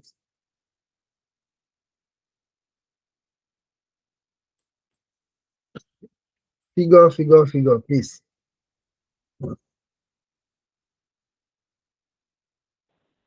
1385 for the PBIT. I'm coming on.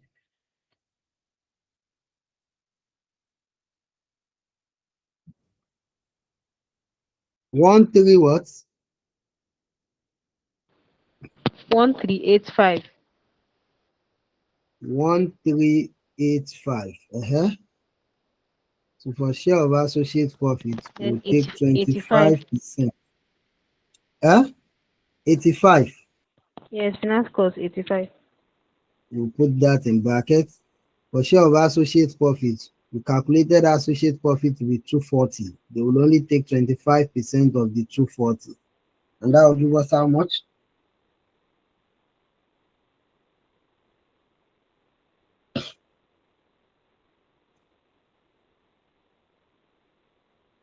That's 60. 60. So with this, their PBT will be how much? then income tax expense 360 plus 3 over That's 12 1360. of huh? 1360. We're adding the share of profit. 1 3, yes. 1 3 what? 60. 60. So what would be, what's the income tax expense?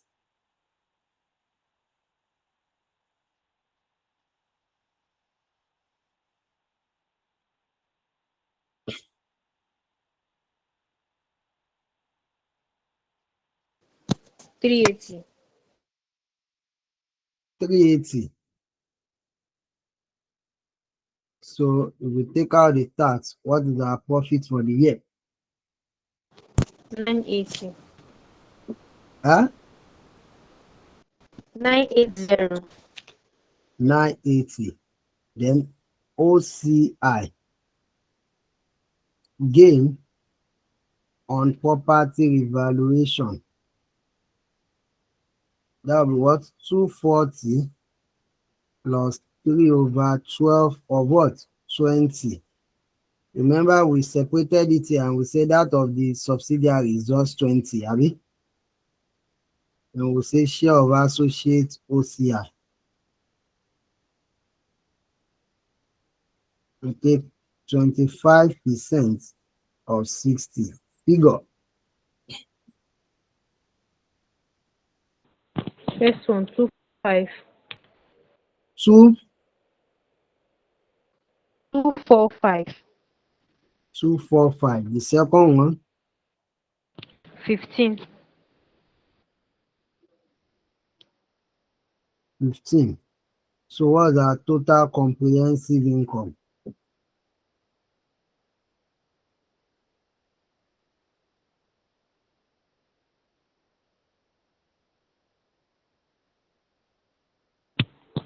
$1,240. 1,243. So profit for the year 240. attributable to 240. 240. So for profits for the year attributable to owners of Oscar, then NCI. NCI will only take what? NCI has 40%. 40% of how much? Of 80. It is their profit for the year. While owners of Oscar will do what? 980 minus that difference. Then total comprehensive income attributable to owners of Oscar, then NCI. NCI will take 40% of what? 80 plus 20, 100. Then this one will take 1240 minus figure 32 1200. for owner. I'm with you. NCI 32. 32. So if we take out 32 from this, what will it give us? 948. 948. So that is that 948. question. That is that on that question. But remember, this is because we are treating it as an associate. Then we have the second this thing to treat it as what? As a subsidiary. Abi?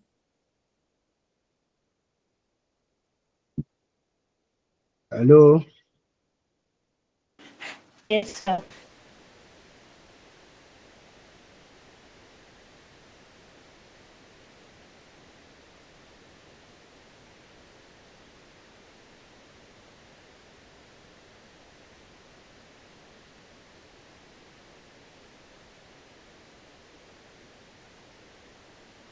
Okay, so what do we have?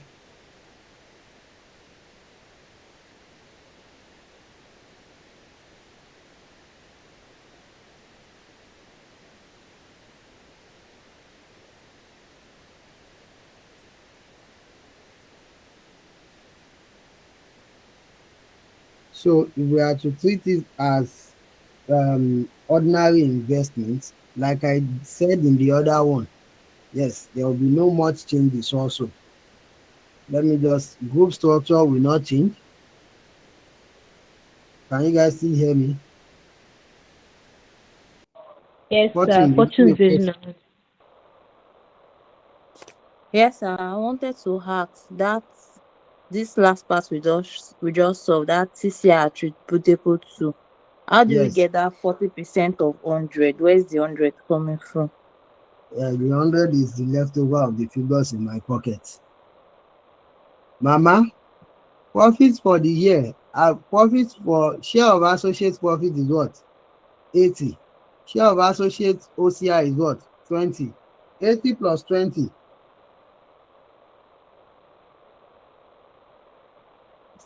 Do you get? Hello? Yes, I'm still looking at it. Ah, keep on looking. Oh.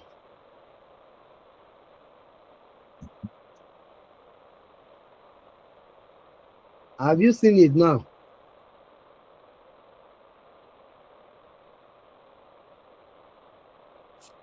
No, I've not seen it. This is it on my screen here now. We share the profit of that subsidiary because some period it was associate, some period it was subsidiary. So for the period it was subsidiary, the profit was 80. For the period it was associate, the OCI was, for the period is subsidiary, the other comprehensive income is 20. So 80 plus 20 will give Okay. us 100. Okay. So what else do we have? So to take it as ordinary investment now, as ordinary investment,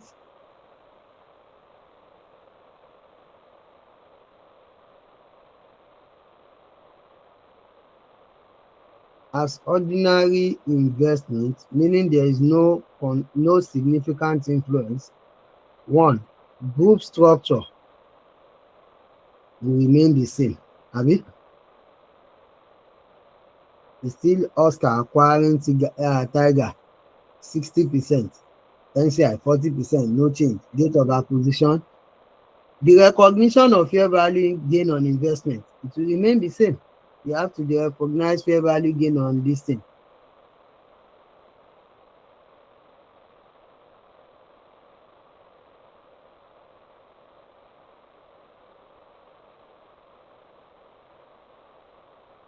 That one too will remain the same. Then net asset summary. We will not need to do net asset summary for associate. Net asset summary for associate, not needed, but that of subsidiary will remain the same.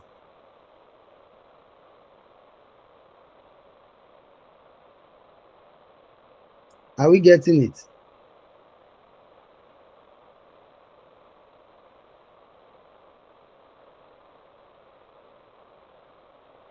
Hello?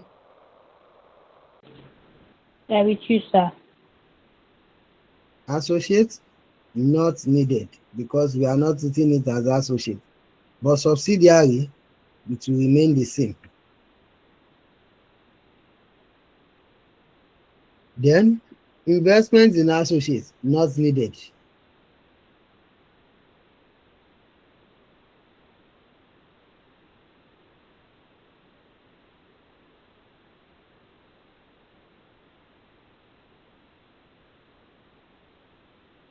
Then what else? Gain or loss on initial investment now will be necessary, but we will have to recalculate.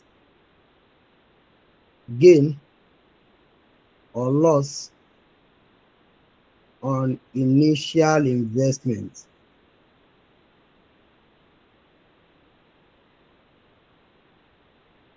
Fair value of investment, just like we calculate up there, the fair value will still not change. It's still 2875. But what will be lessened now is the cost of the investment.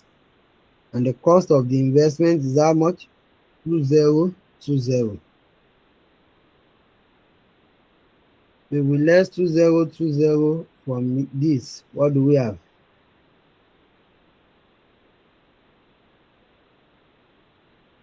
We have gain of how much? 855. 8, 855. 5, 5. So having done that, goodwill will remain the same.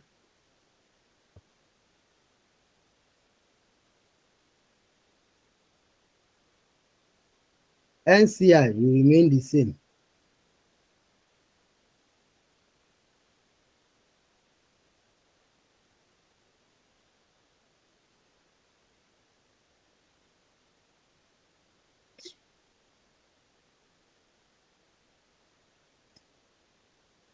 But group reserves will change a bit. Group reserves will change a bit.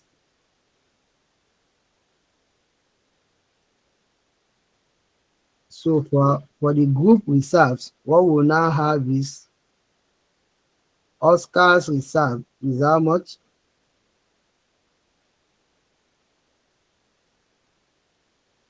4720. Then we'll have share of post-acquisition earnings. Since there is no associate, it's only the subsidiary which will share 60% of 100, and that will be 60. Then we bring the gain on initial investments, 855. Then we recognize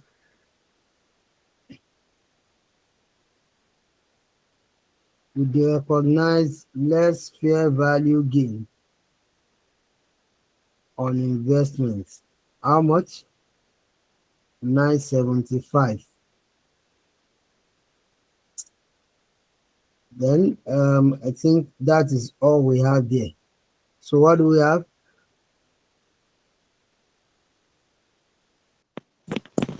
40660. 40660.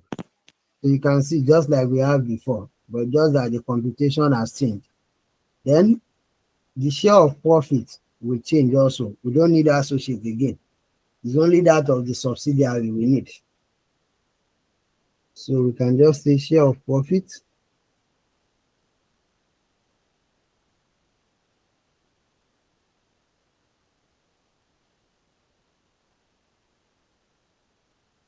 Or adjusted profit. Adjusted profit for the subsidiary.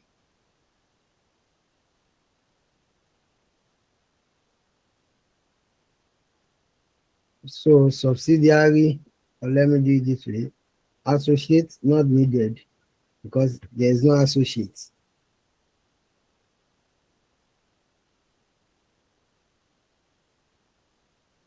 Subsidiary, we still take 3/12 of how much? Of the 320. And that will still give us 80. Share of OCI.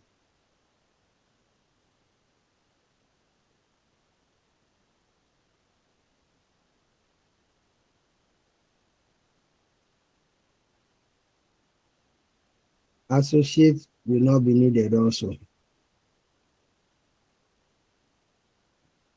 But subsidiary will definitely be needed.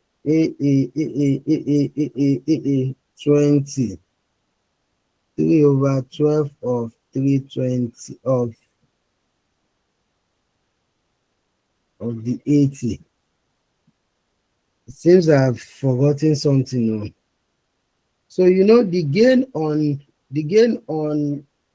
the investments, is an SOPL item for the year. The gain on the investment of 355 is an SOPL item for the year. So we should have brought it into our SOPL. But we totally forgot about it. It should have come here where we have all of this. So we'll need to adjust for it. And that means it Will it be under the OCI? No, not OCI now. It's a gain they've realized. Do you understand? They've realized the gain because it has now made their investment in the subsidiary to be at their fair value. So we are supposed to bring it under this. But let me see if I can squeeze it in.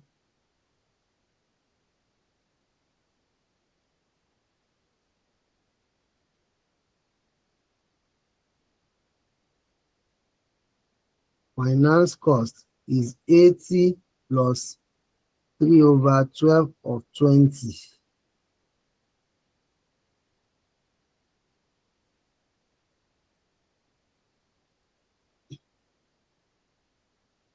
Then gain on initial investment is 355.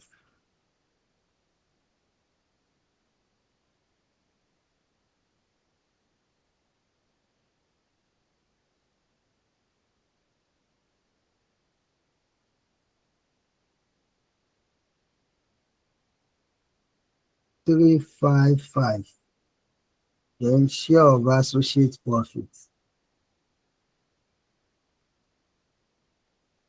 25% of 240, abi? And that give us Yes. our 60. 60. So what would our PBT would have been? That should be 1360 plus 355.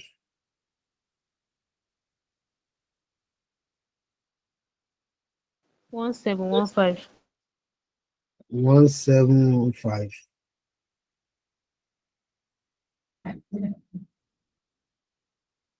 So what would be the profit for the year? 1335. Comprehensive income. I'm coming. 1335, abi? Yes, sir. Yes, 1335.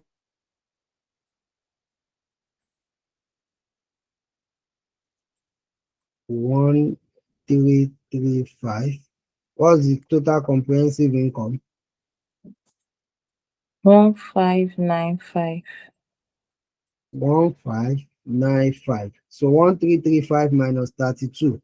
You 1303, abi?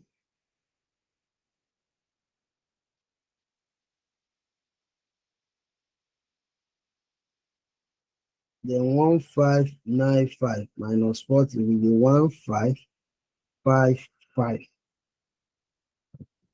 Yeah. So having said that, we are now to redo, for this thing. The statement of financial position under be it associate or ordinary investment will not change because none of the parameters we have there is changing. But the statement of profit or loss will change because in this one we considered this thing. We considered associate, but if it is ordinary investment, we are not considering associates. So consolidated SOPL and other comprehensive income for the year ended 31 December 20x2. What do we have? We will have what? PBT. Sorry, PBIT. We have 1280 multiplied by 3 over 12 of 420. And that will give us 1385. Then the finance cost, which is 80 plus 3 over 12 of 20, and that will give us 85. Then we have gain on initial investment, and that will give us what? 855. So with that, what is our profit before tax?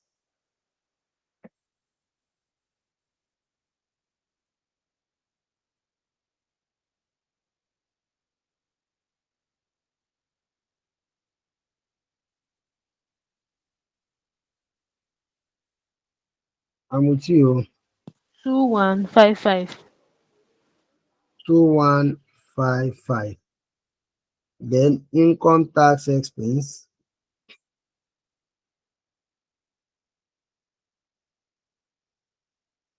360 plus 3/12 of 80, and that will give us how much? 380. So with that, what do we have as our profit for the year?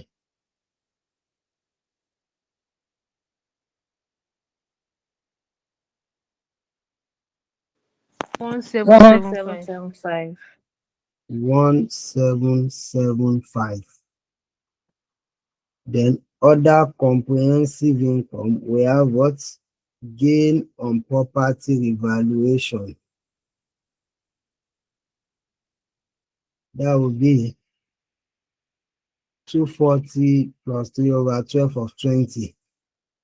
240 plus 3/12 of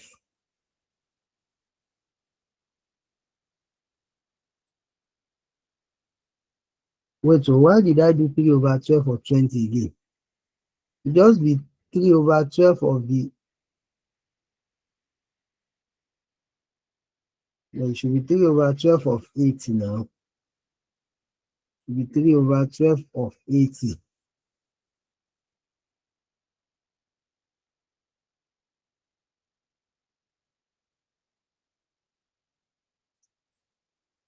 Okay.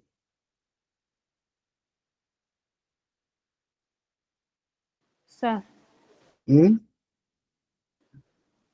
Okay, now I have seen it. That 20, we've already calculated the 20 to be 3/12. So we are not supposed to be doing 3/12 of it again. Are we getting it? If we want to do 3/12, then we will do 3/12 of 80. So this should have been 260.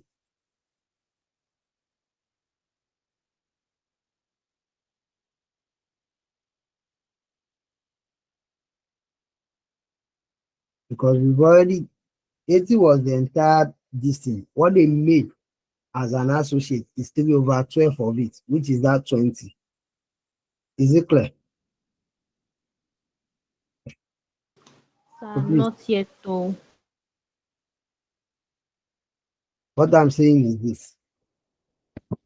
They made 80 as gain on property evaluation during the year. Abi. We are saying if that income is accruing evenly throughout the period, that means 80 was made. That means the 80 was made throughout the year. What they would have made during the period they were subsidiary would have been 3/12 of that 80. And 3/12 of 80 was what give us 20. We cannot be doing 3/12 of 20 again. Are we getting it? Okay. It's either we do 3/12 of 80 or we just use 20 directly. So that should have been 260. So please help me recalculate the figure.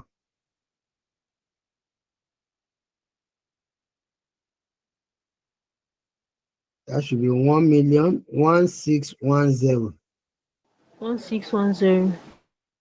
So 1610 minus 40 should be 1570.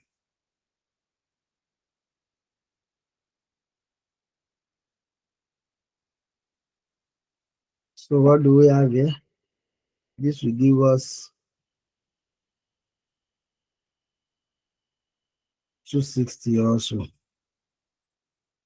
But we will not have any OCR we are bringing, any associate we are bringing. So what do we have in total? We have 20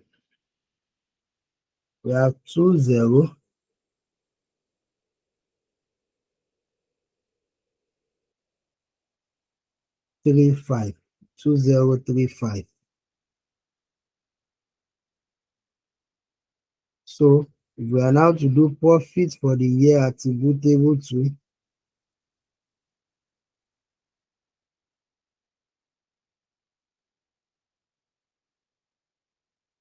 owners of Oscar, Then NCI. NCI share will still not be different. 40% of their 80, which is what? 32. Then owners of Oscar will now take what? 1775 minus 32. Then total comprehensive income attributable to owners of Oscar. Then NCI. NCI will take what? 40% of 100, which is 40. Owners of Oscar will take what? 2035 minus 40, and that will be what? 1995. What will this give? What will this one give us? 1743. 1743. 1743. So, ladies and gentlemen, that is that about that. That is that about that. Any question? Any question? So we have to go through it. So any question can come to your DM. Okay.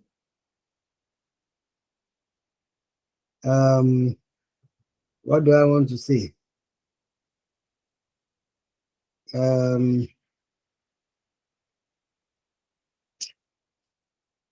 Should we look at the last question? Question 3.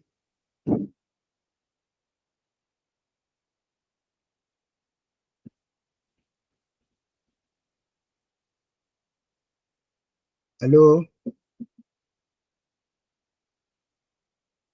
Hello? Let's solve it by ourselves. Is it Okay. simple? Is it Good. simple? It's You just can an just additional, explain. it is an additional acquisition. Like they acquired 60% first, then they later acquired another 20%. So the only thing that you might see here that might be strange to you is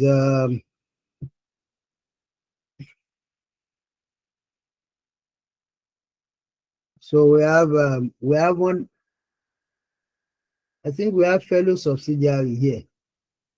We have fellow subsidiary here. Why one was acquired in piecemeal, one was acquired outrightly, and I think the only thing that might here is the fact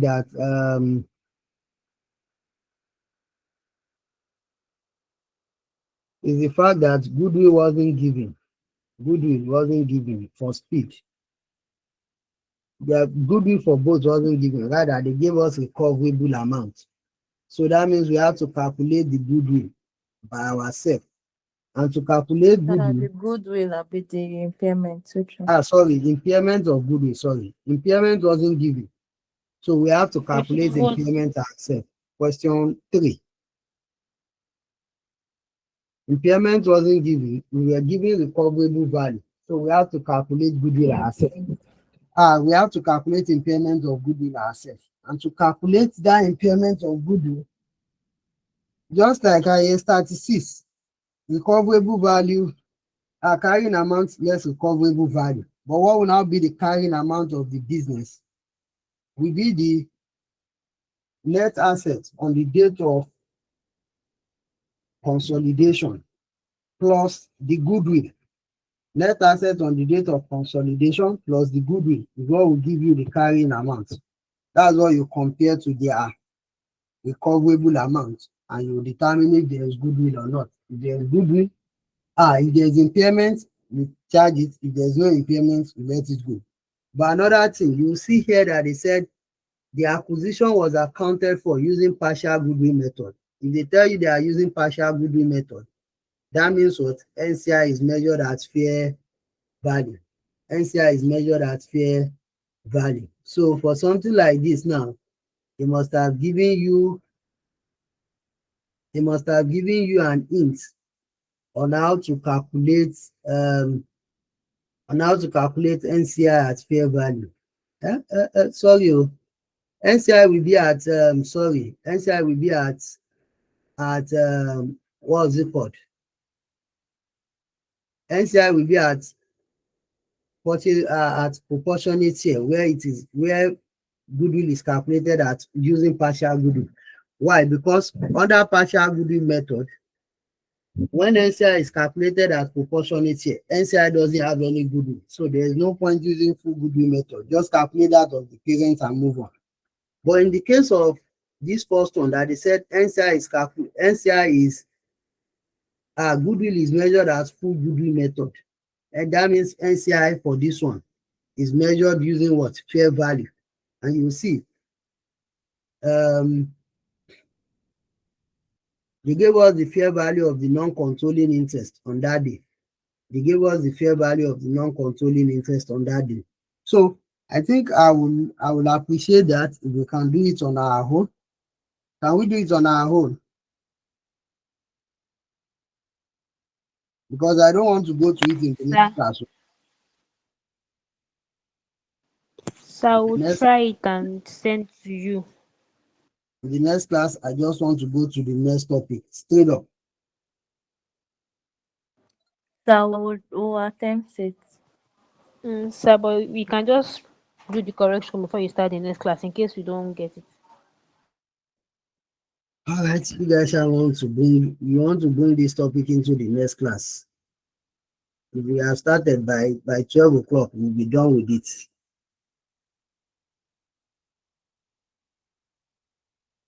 Any which way, I really appreciate you guys for your time. Thank you very much. Have a good night rest. Thank you, sir. Good night. Sir.